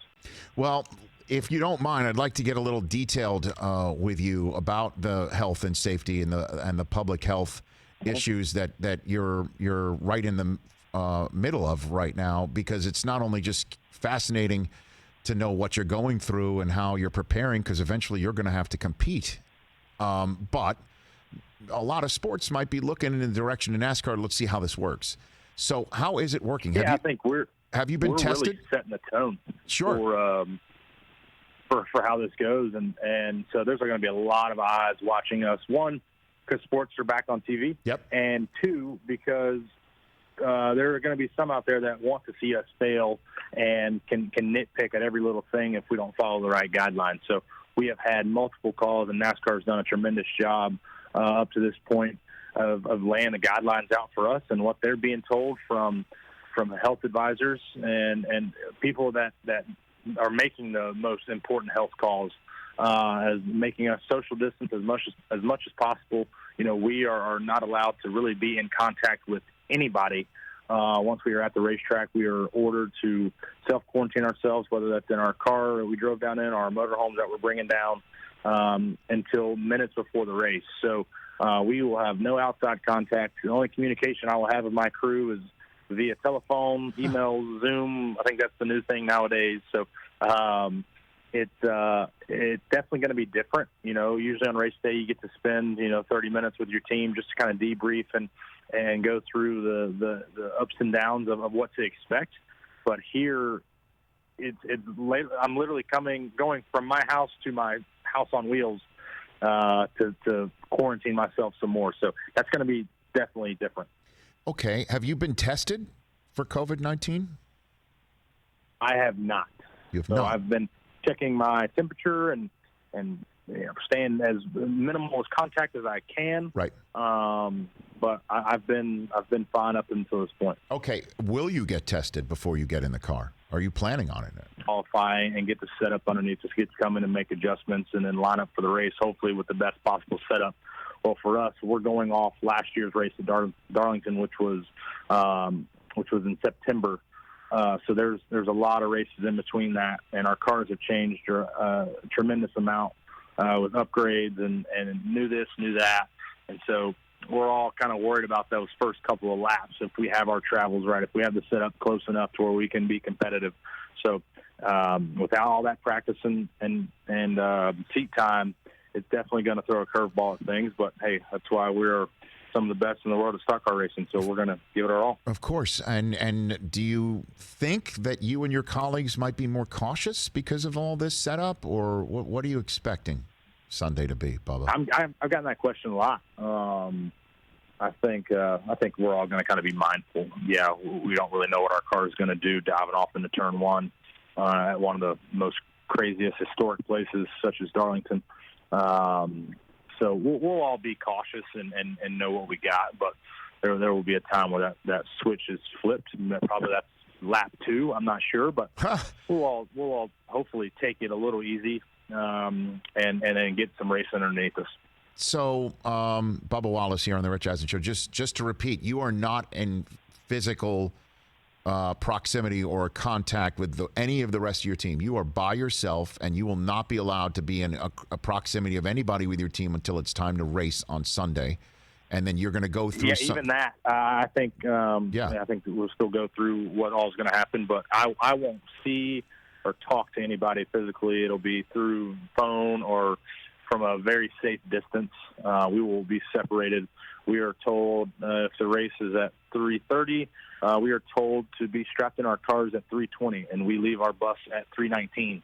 Like it's that critical and that strict on who's around, what time we have to walk and move. So it's they've gotten it down to a T. And I would hate to be them in this time and leading up to this time. I'm sure they've been up day and night. NASCAR, I'm speaking. They've been up day and night trying to figure out how we can get racing back in front of fans. And there won't be any fans this time. How weird's that going to be? Do you think? Mm-hmm. How weird's that going to be? It's going to be different, but I told a couple people it's like a glorified test session. So when we were allowed to test, like we would have some preseason testing and the last one I did was last year in January at Vegas, and there was 20 plus teams there. There was very little fans just because it was, middle of the week, but I think it's going to be like that. But now, something that it's going to be a test session for the first couple of laps, but then we know that when the checker flag falls, there's going to be a race winner and they will get moved into the playoffs. So it's there's a lot more on the line than just a test session. But I think we also look at it as on our practice and qualifying days. There's not many fans that are in the stands, but It's definitely going to be a ghost town. It's going to be weird for sure, but that doesn't change my competitiveness. We're still going to go out there and give it our all. And how much contact have you had with your racing colleagues? Everybody else is going to be in the same position as you Sunday. How much contact have you had with them, the other drivers? Yeah, we have group chats that we're all a part of, and we had just jumped off a call with the sanctioning body and all of us drivers that were in, trying to get our last couple of I's dotted and T's crossed before we head down there. But I think everybody's just excited to get back going. There was a lot of speculation when this first started happening of, not racing at all or whatever the circumstances could be. And I think this is the best scenario possible for everybody involved. And it's a really big deal for sports. I've also said this to multiple people. It's crazy to realize how many people in the world need sports. Until you take it all away, you never see that. So for me, with no sports being around, I was okay with it. Obviously, I'm racing and I'm busy, but I didn't pay attention really until September 1st when college football started back up. I'm a huge college football fan, so it feels like this is kind of the norm to me. But seeing that there's absolutely nothing and how people are going crazy over this, No I think doubt. it's a huge moment for us to kind of lead sports teams and sanctioning bodies back into the arenas and racetracks and stadiums with or without fans. We got to do it the safe and healthiest way possible. No. So we will be, I wouldn't call us the test dummy or the guinea pig, No. but I guess that's what it is, and we got to do our best job possible. Well, it sounds, Bubba, best you have recounted here. You know, this is not being done slipshod. It's being done in a way that is, buttoned up as best you can. I mean, and again, the phrase being best you can is the phrase. I know earlier you had mentioned also in the conversation that you think there's some people potentially rooting for the failure of NASCAR. Where are you picking that up from?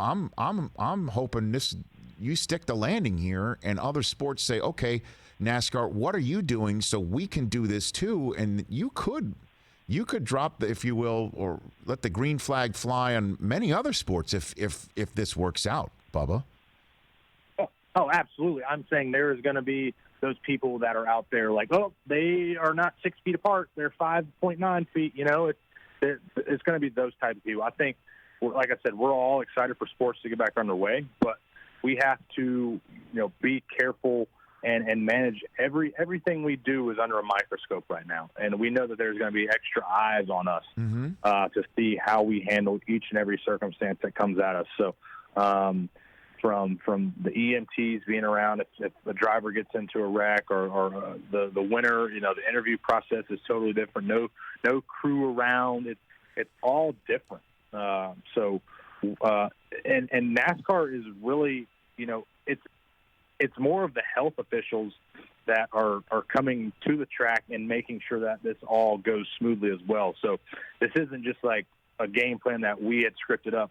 They have done numerous amounts of work and research and conversations, emails, you name it, with health officials and following the CDC guidelines and allowing us to get back, and state officials and so many people that are above my pay grade that I do not envy right now. That are making this all happen. So we have to do an exceptional job. I'd like to ask you, I know it's a thorny subject, but have you spoken to Kyle Larson lately? What's your relationship with him like now? I have not. I have not spoken to him. So, I haven't spoken to him since the incident went down. Okay. Look, man, Bubba, I'm rooting for you, and I'm rooting for your sport. I'm rooting for all your drivers. Let it be safe and let it be sound, and let's do this. I mean, let's race and see how it goes. And I'm appreciative of you, wanting to do it. And I guess that's my last question for you: is, what's your emotion right now? Yeah, we're ready. We're counting down the days and the hours, really, and just kind of figuring out, when to be there. We still have some media obligations and sponsor obligations to fulfill on Sunday for race day, just like normal, through telephone and FaceTime and Zoom meetings and stuff like that. So it's just going to be a different take, and I think everybody's anxious and excited for that. But when it comes to the racing stuff, we've been doing this for a really long time, and this break has us itching and ready for racing more than ever. And to show a new fan base that we'll be watching is exciting for us. To show them a great product of racing is also important to us, and put on the best show possible. So I know there's going to be 40 of us competitive, hungry drivers out there all going for a win. Okay. And I guess last one for you. You're from Mobile, and you said you're college football. Does that make you Auburn or Alabama, Bubba? I am Tennessee, believe it or not. Okay. All right. My mom ran track there, so Tennessee's in my blood. My family's from Tennessee, Knoxville and Nashville. So, but yeah, I'm Tennessee. You're Vol. That's your SEC affiliation. Okay, very good. From Mobile, Alabama. I figured that would be an easy question to ask and get. I didn't expect that answer. Hey, Bubba, good luck to you. Be safe, be sound, be healthy, and race like the wind, sir. I will. I appreciate the time. Thank you for the call. That's Bubba Wallace. Look, I think you could probably include me in in the bucket that I think Bubba was referring to, which is overly cautious about opening up society. I was one of the we came here and I was saying, hey, everybody's got to stay home. That was the middle of March, right? And I'm like, I started seeing, I'm like, we have no choice but to stay home. Cancel the NCAA tournament. Cancel these tennis events. Everybody's like, what are we doing playing sports right now? We got to figure this thing out. I mean, you could call me an alarmist. I see what people call me in the chat room sometimes. And that, when we're not here, I'm wearing a mask. When I go out, to go get groceries or whatever, mask up, glove up, come home, try and practice as much social distancing as possible. And I was talking about some guy who was in the supermarket without a mask making jokes. And I'm like, hey, bro. Yeah, right. This is not 2-drink minimum. This is like COVID-19 minimum. All right. Yeah. So I think you could include me in that class of let's close things down and be sure before we open up. I am not rooting at all. And I don't know a single person rooting against NASCAR right now. That kind of took me aback when you're saying that there are people out there hoping they fail. That could be one of those us against the world mentality that you do need, I guess, to compete. That so many people compete. Everyone wants to take this away from us. And you hear that about players before they go into a big game or whatever. So I can maybe understand that. Do you know anybody that's out there hoping, man, I hope NASCAR just totally flops. I hope this is so successful and that the point of care testing that they have in Darlington this week will be the model that every other sports league can follow. Because at some 100% point, we're hoping all sports come back when it is safe, when you can figure things out for your entire staff and crew, which, as you could hear, there's quite a bit of logistics, as we all know, for any race, let alone NASCAR race in Darlington. So I'm hoping they crush it, and I hope that baseball and the NFL's calling up NASCAR. How'd you do it? What'd you do? Yeah. How'd you quarantine everybody? Yeah, absolutely. How'd you keep everybody out? What did you do? Walk us through the process so we can emulate it, and that they have expanded the schedule into June. Great. Go for it. Same thing with UFC. Be the gold standard. I hope that we find out nobody has tested positive in a week or so from the UFC event that just take place. We don't want these things to fail. We want sports back. But I want to know everyone's safe. And in that regard, by watching sports to be back and us feeling normal and that they're being safe, I can lose myself in the competition knowing that everybody is safe doing it. No one's going to wind up on a friggin' ventilator. And that, I'll be honest, as I always am sitting here, it helps me figure out how I'm going to go about my life with my wife and children and how you can with your life and how we can all open up. I'm rooting for NASCAR. Go. Let's take a break. The very funny and talented David Spade will be returning with us before Brandel Chamblee joins us here on this Friday show on NBCSN.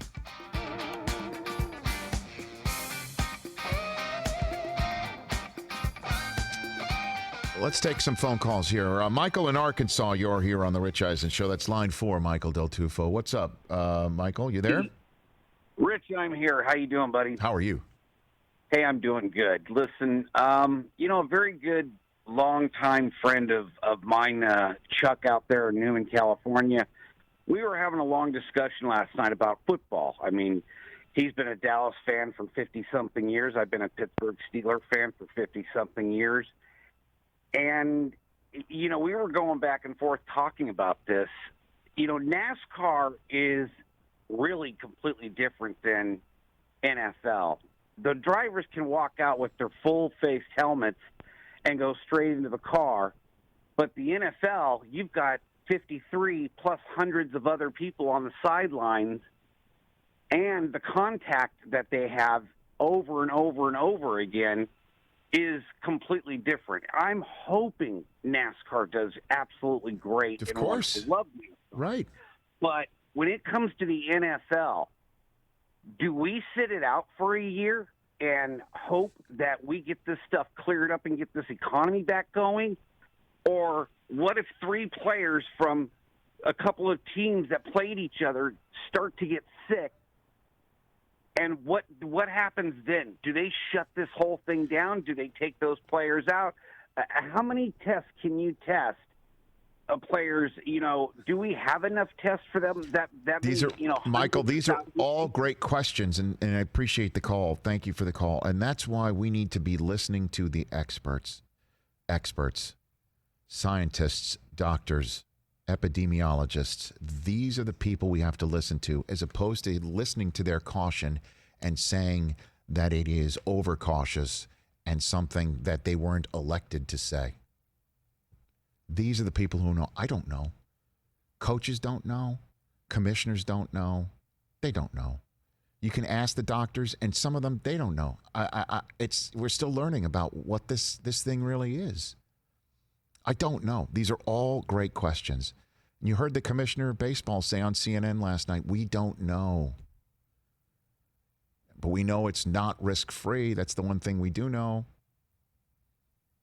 But I imagine if you test the hell out of everybody and you know who's got it and doesn't, and who does have it, and you can quickly quarantine them, you don't have to stop the whole league like the NBA was forced to do because we didn't know. Nobody knew. And we still don't. So that's why I think all eyes will certainly be on NASCAR. And, I mean, you want to talk about on top of each other. Who's more on top of each other than UFC? I mean, I don't know which fighter's face looked like he went through the ringer over the weekend, but... Well, let's have some fun with David Spade when we come back here on The Rich Eisen Show.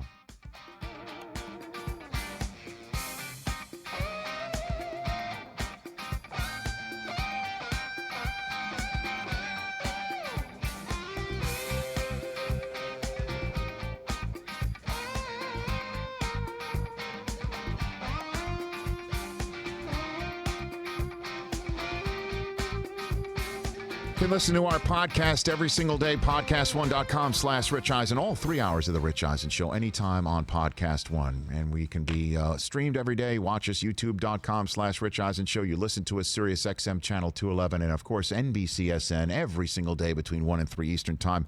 We talked about this film earlier in the week with Nick Swartzen, who accused this man of being so adverse to jogging that he insisted they do a fast walk during a take of this film that the director stopped in the middle. So there's some controversy on the set, right, Chris? There's some controversy. Yeah, for sure. And you know this man because the mother of your child, Sarah Tiana, has done much producing, writing, reporting for this man's work.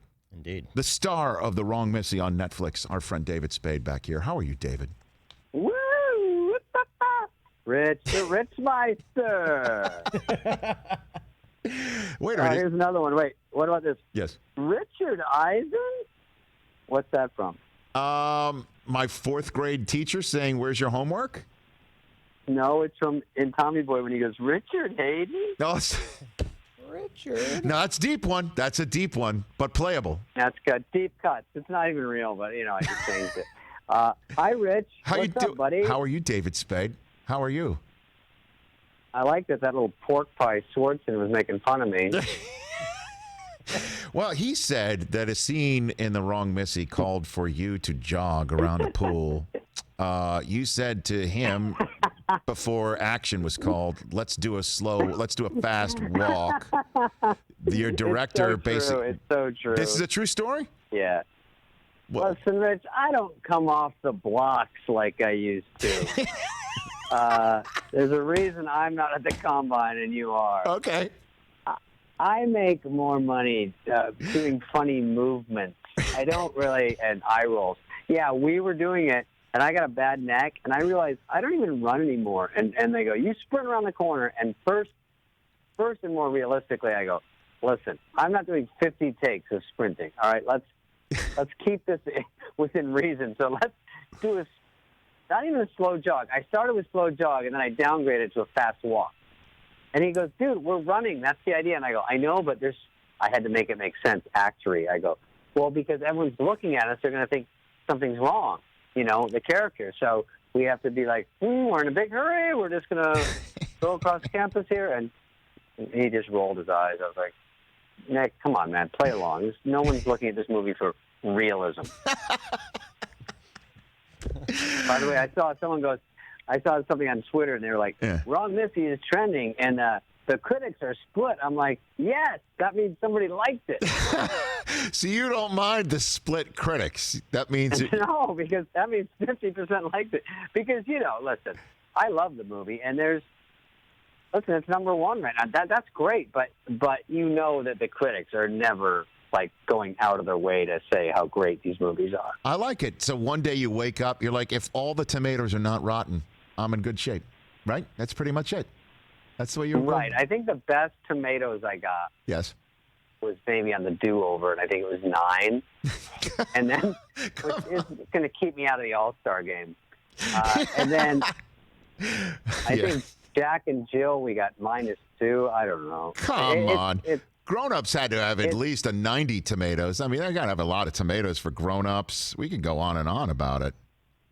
Right. There was. By the way, this is the first time I've been in a movie that, well, number one is different on Netflix than in the real world of the world, but Grown Ups was the last one, and that was probably, Grown Ups 2 was number one. Yeah. So that was, I don't know, 5 years ago. It works out, David. Listen, I'll take whatever I can get.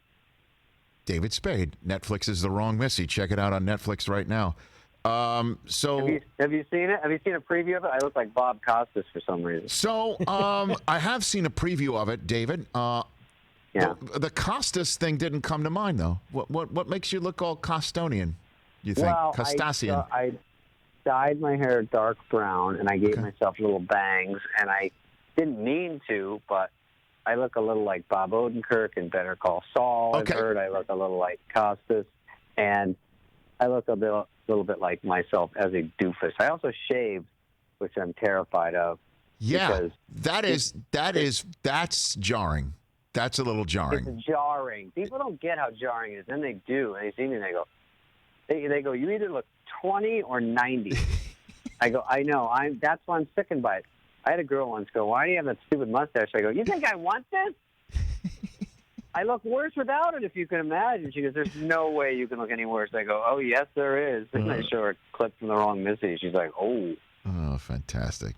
Ooh. Oh, man. What do I want to ask you? There's just so much to ask you about. There's so many things. There are, because I don't know. I don't think I've ever really delved into your Tommy Boy, Black Sheep era type stuff with you. No. I saw the UFC fight. That's a sports thing. All right. What did you think of that? I felt bad for Ferguson because he was supposed to fight Khabib, right? Well, yeah. I just, he couldn't. Khabib. Well, I guess it could have helped him that he didn't fight Khabib. Well, I mean, I think Ferguson might have been off his game that night. I mean, might have been. But, he probably had a bad day because he just could not get it going. And I felt bad. He was supposed to fight Khabib in, like, some huge, arena with thousands of people. Instead, he's, like, in some Jacksonville Outback Steakhouse parking lot, kitty corner to Applebee's with 6 people in there, and he loses. And he's like, this isn't really how I pictured it. Walked away looking like Gollum with a hangover. I'm like, oh, boy, I think you should see the other guy. I'm like, no, we should see you. Gollum with a hangover. It's a great. That is one I did not think of. Is that your new fantasy team nickname, Chris? Pretty good one. That's a pretty good one to put down here. Hold on, write this down. So, Chris, do you want to? Did you guys send a thank you note to David yet for the baby gift for you and Sarah? Yeah. Or well, look, could suffice as that? Well, so you don't have to write one. Thank you, Dave. I'm not going to say that I was in charge of any of the announcements or thank you notes. Sarah took care of all of that. So you should have gotten But what it did by I now. give you? A lights out hat or something?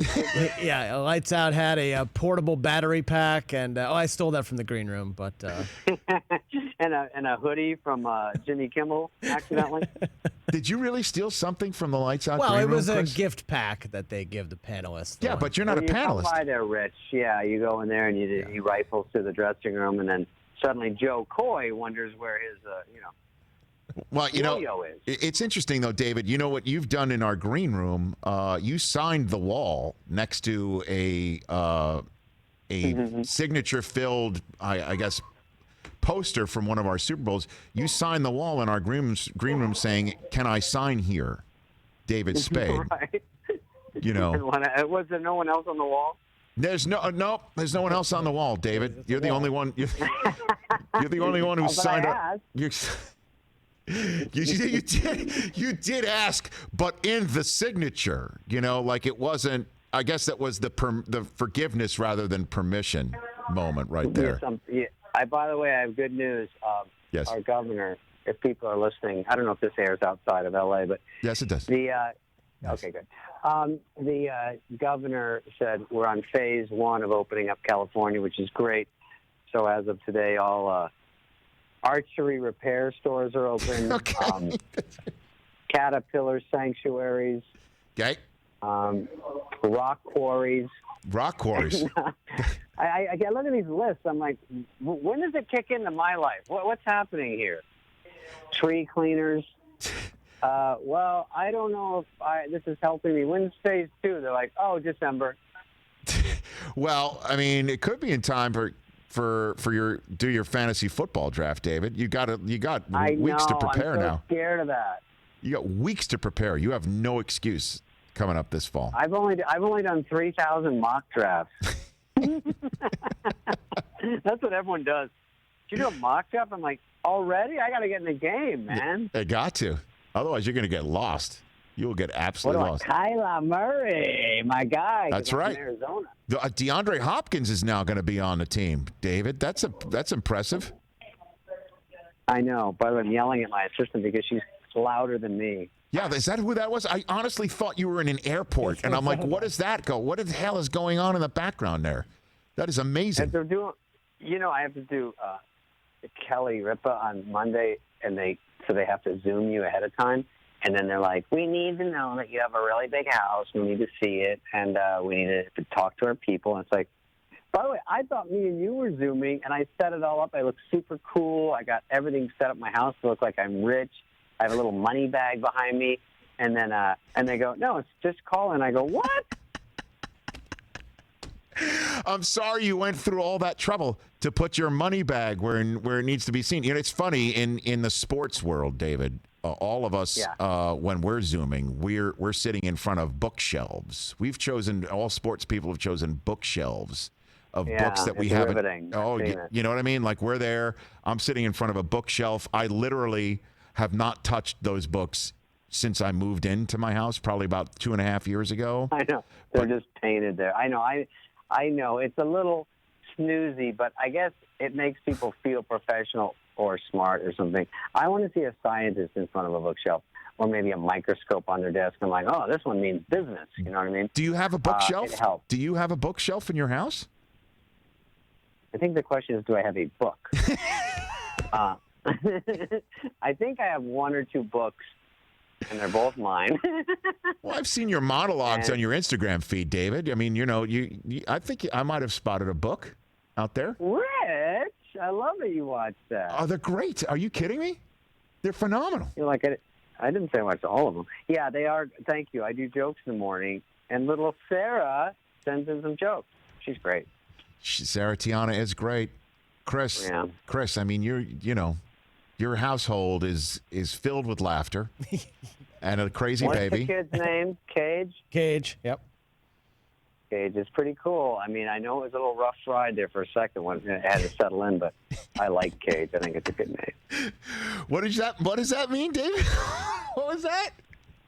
2 days old, he appeared on Lights Out. Is that right?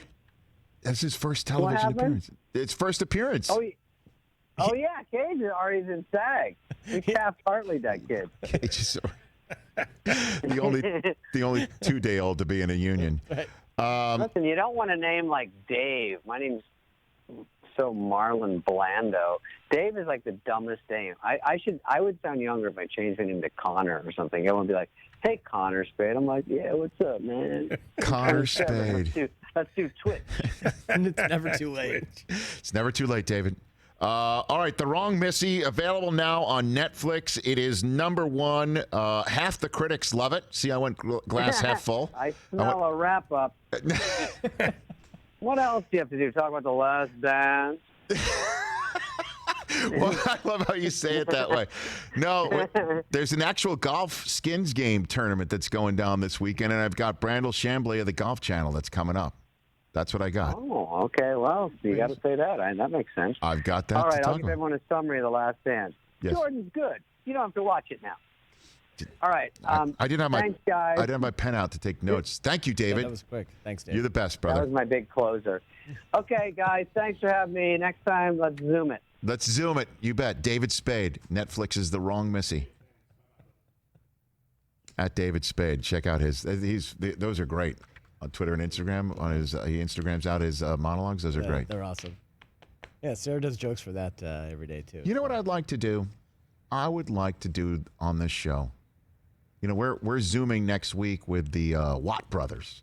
Oh, fun. All Yes, three? all three Oh, together. wow. Awesome. And we're going to put that on because their new tag show on Fox. Oh, It's yeah, on after the Masked Singer finale. Oh, baby. So I'm going to get ready for my daughter to write a note about wanting to stay up late because he knows her brothers want to watch the new tag show.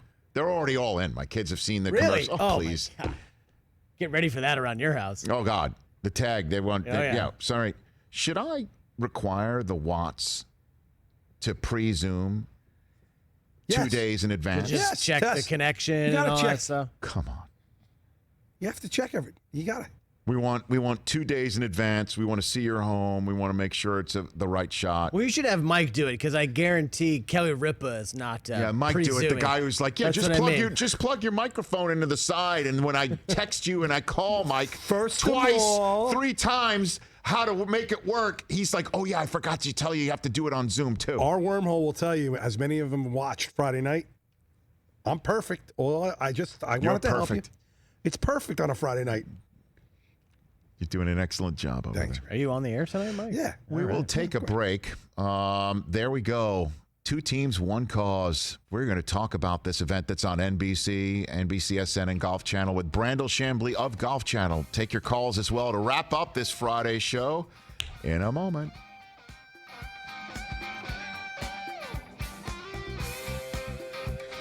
Let's take a few more calls. Our friend Ben in San Diego has been hanging on for quite some time. What's up, Ben?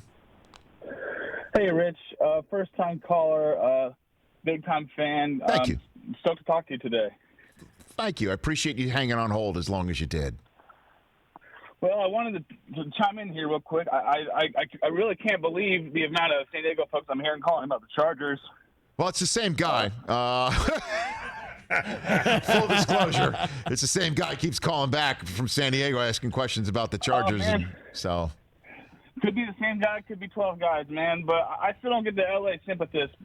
You know, I'm born and bred San Diego, nearly 30 years, and, you know, we haven't had much to win. You know, we've had some good guys, some of the best in the game, say out, win. But, Quinn.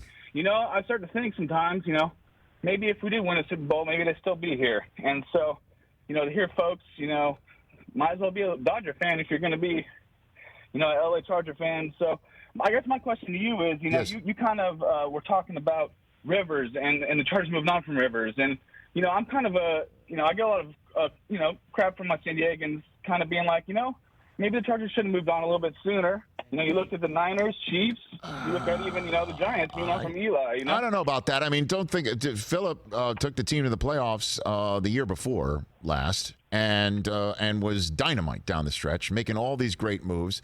They torched Lamar Jackson and the Ravens, and I know the defense had a lot to do with that. But Philip, you know, and thanks for the call. I think Philip is going to be better in Indianapolis. A new situation, a new lease on football life, and he's going to have a better offensive line and a better running game, I do believe. Last year was such a mess, from Derwin James being hurt to Melvin Gordon holding out. And he thought he needed to do so much himself. And how many times did he just, like, it's down to 7 or down 3, needed to force it? I don't believe it. When we come back, our best of the week, and then Brandel Chamblee of Golf Channel. That is how we are rolling when NBCSN returns from its commercial break. And we'll take more of your phone calls and have a good time with our friend Brandel Chamblee of Golf Channel. Actual players playing. And by the way, in the week after. Now we're talking. Tiger and Phil and Payton and Tommy.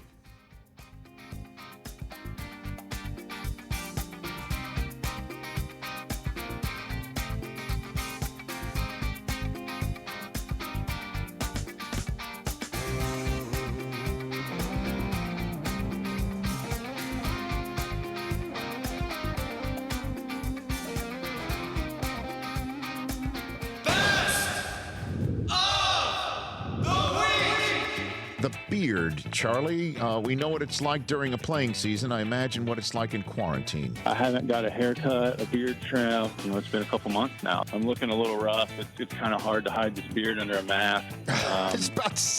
Take out a photograph of you currently, and then tweet it at Rich Eisen Show, and we will share it. Yeah, we can do that. I've got some time, actually. Tell Nick Swartzen that I want to hear him tell you a fart joke. A fart joke, He was bragging about it earlier, how his fart jokes are the best. Okay. You tell Jericho I'll break a chair over his head. Yeah, I will. Next time I see him, I'll fart on that chair first. You know what? And there you go. There's Nick Swartzen, everybody. There we go. All right. Giving the people what they want right there. So if your podcast is called Everyday Greatness, I'm the first guest, right? Correct? For sure. You know that. I can put you on immediately. Ray, you've been around me. You know how I operate, how I host, I know what I how do. you roll. Don't you worry. I want everybody that's listening to this.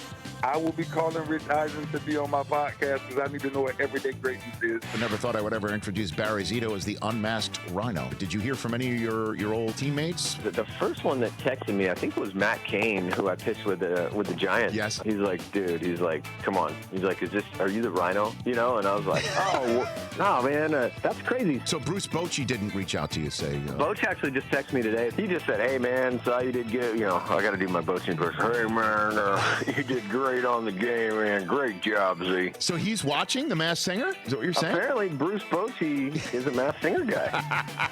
That's a solid compliment from you, Mike Brable. It's very Ann Arbor-ish. Aha! See, now, who threw all those touchdowns to you in Super Bowl championships, Mike? You're riding the rainbow, I see. Tom Brady has given us the ultimate retort when it all comes down to it. I used to tell Tom, I said, I always wanted to sack you in college, but you never played enough to actually get a sack again.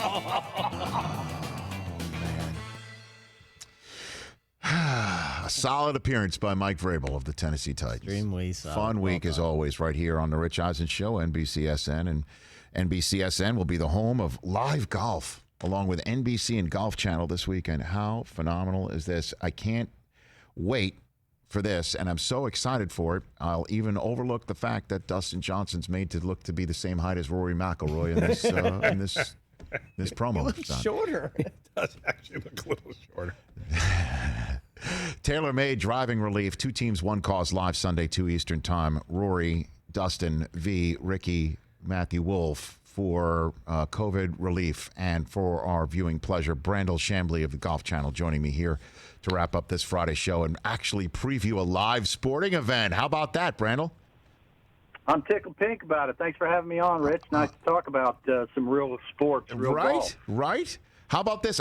This is great. Christopher, are you ready for this? I'm going to set this is a real sports question. How does the course set up for these participants? All right. How about that? How about that? That's a real sports question. I can't stream Ozarks or House of Cards anymore. I need some sports. Okay. I need something to watch. Yes. How does it set up? That's a big unknown. This is one of the most mysterious and I think reputable golf clubs in the world. Think of Augusta National having never hosted the Masters. That's kind of what we're talking about here with this golf course. But I think Rory's probably the most familiar with it. His father's a member, and he's great friends with the president there, Jimmy Dunn, so I'm sure Rory's played it the best. But it's a wide-open venue, basically, but with a lot of just diabolical sort of green complexes. So I think, given the fact that 3 of the guys in the foursome are some of the longest hitters in the game, and then Ricky's probably, although not short, probably one of the best, if not the best putter in the game. So this could be like an all-out brawl. It could be like the equivalent of pool sharks having trick shot contests. It could be a hell of a lot of fun to watch. Well, I'm looking forward to that. And which team do you think has the advantage going in? That's another sports question. This is great. Right. On paper, Rory and Dustin. You're talking about 2 of the most dominant players the last 30 years. Only 2 players have held the number 1 spot in the world longer than Rory, and only 4 players have held the number 1 spot in the world longer than DJ. But then I think, the ardent golf fan knows Matt Wolff, but I think those that are tuning in, and there'll be a lot of those, I think, that are not that familiar with the game of golf. Right. I think they're going to be absolutely have their mind blown by the swing of Matt Wolff. It is maybe the most unusual golf swing, professional golf, has ever seen, but he swings the club at about 125 miles an hour. So if you're a baseball fan, this is like Chad Bradway throwing it as fast as Nolan Ryan. That's what we're going to see here, like this crazy, funky action where you see it and you're going to go, what in the hell was that? And how did he do that? And, and it's because he swings so hard and Dustin hits it so far and Rory hits it so far, it could be a lot of trash talking, a lot of catch that, you're not going to catch that. So it should be a lot of fun on top of being, I think, pretty competitive. Brandel Chamblee of the Golf Channel here on the Rich Eisen Show. Again, for those who may not know about Seminole Golf Club, you obviously alluded to how few times it holds anything. I'll give you the floor about this golf course and what we're going to see on Sunday. Well, it's known as a masterpiece of design by a fellow by the name of Donald Ross, who designed it almost 100 years ago.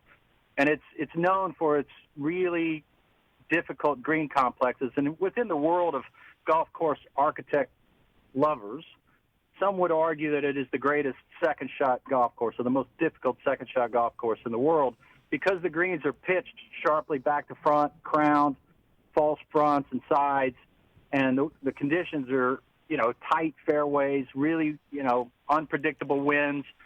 So it's a very difficult golf course, but looks kind of easy. But it'll be beautiful because it's packed right hard against the Atlantic, and I think there's we're going to hear the players. They're going to be mic'd up likely. They're going to be some great exchanges, and it gives all the players sort of a chance to show off.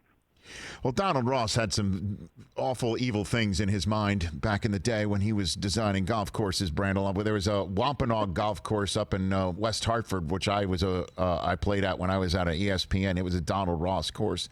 The false fronts were absurd. It just absolutely, it turned me into mush by the end. We all know Pinehurst is another Donald Ross, correct? Right?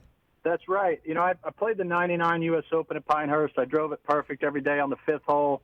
I only had 8-iron in there every day, and I never sniffed hitting the green. And that's amazing. And I joked to my caddy that it was harder to hit than a tropical mosquito. and that's the green complexes of Donald Ross. They're these perched up little greens. They look big enough, but when you actually get up there, they're as big as your kitchen. You got to hit the perfect shot, shaped the perfect way with the right amount of spin and the right trajectory. And then the very next hole, you'll have different winds, because the holes move around in different directions. So it will challenge, and it does, challenge the best players. Very many times, when you walk off that golf course, you think, I cannot believe I just shot 77 or 78. Look, the first time Arnold Palmer played there, back when he was a rookie, right? He was just getting started on the tour. He went out, he shot 87. Mm-hmm. And he told his wife, I don't think I'm going to go back out the next day. She said, you can't do any worse. And he went out and shot 88. That's great. That'll give you some idea of the difficulty of this golf course, even though it has never been notoriously known as a long golf course. I mean, it will play 7,200 yards and change, but it's not going to challenge these guys in length. It'll just challenge them in second shots and shots around the green. You sound chipper, man. This is a golf event. It's human beings. It's going to be live. We're going to watch it. You sound like this is chipper, Brandel Chamblee. This is great. Listen, I left the Players Championship March 13th, drove home, got back, talked to my wife, and I said, I don't know that we're going to play golf the rest of the year, because it just sounded the uncertainty and the doom and gloom and making allowances for the worst case scenario. So the idea that they're going to get out and safe and responsibly get back to playing golf without fans under the right conditions. Golf is, it's a lot of fun, but if you're a professional golfer or a professional athlete, competition is addictive. It's nicotine, and everybody in the game is itching to light up right now.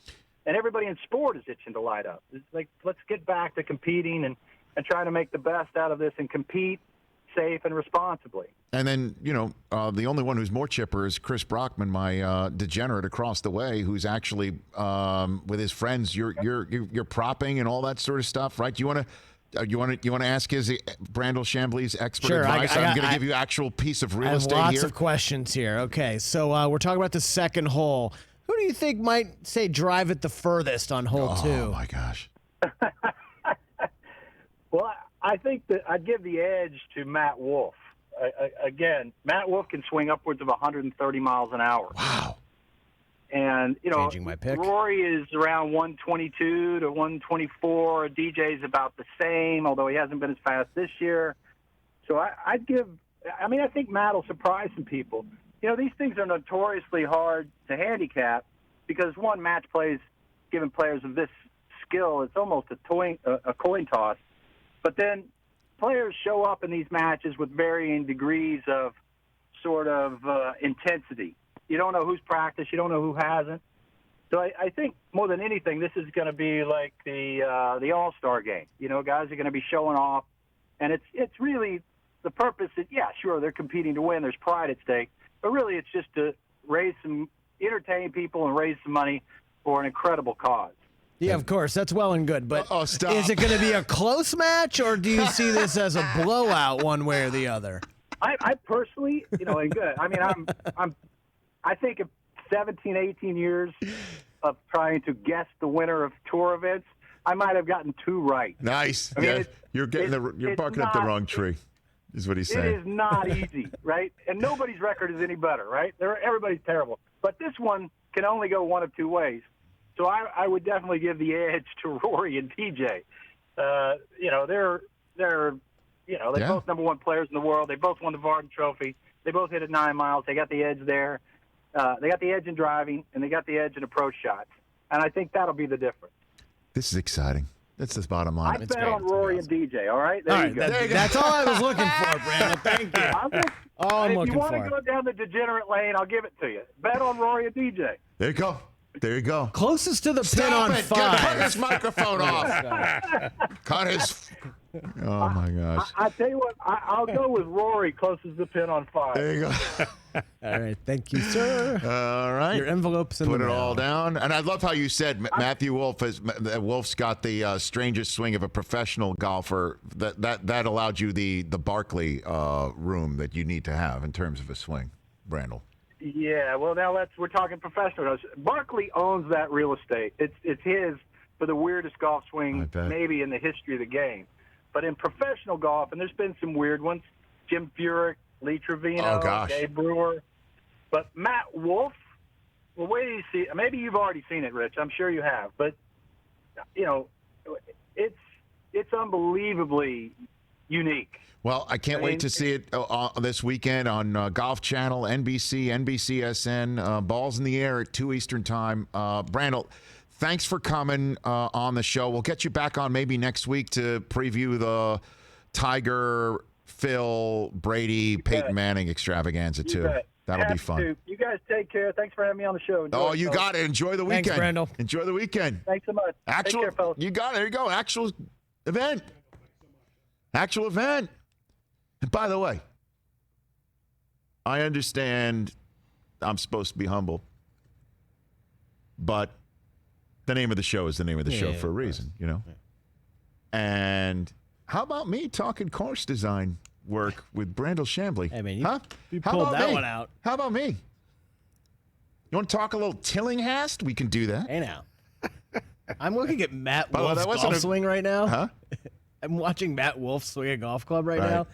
It is unconventional. As you know, as a National Football League employee, I have nothing but scorn for your gambling habits. Of course. Nothing but absolute total derision. The guy with the weekly poker game. Excuse me. Excuse me. That's a totally different ball of wax than what you're doing. All right? I'm in a friendly game. Of course. What you're doing, what you just did is a total degenerate. That said, I proffer to say if you choose Matt Wolff, you'll be the only one. You just got yourself some inside information there, buddy boy. Yeah. Perks of the job.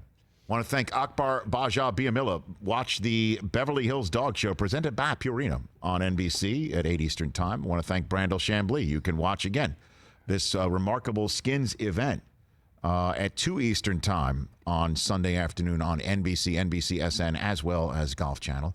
LeSean McCoy, Bubba Wallace. It's going to be fascinating to watch an actual NASCAR race, and we wish him the best of luck and all of the drivers to be healthy and the best of luck there. Great chatting with David Spade.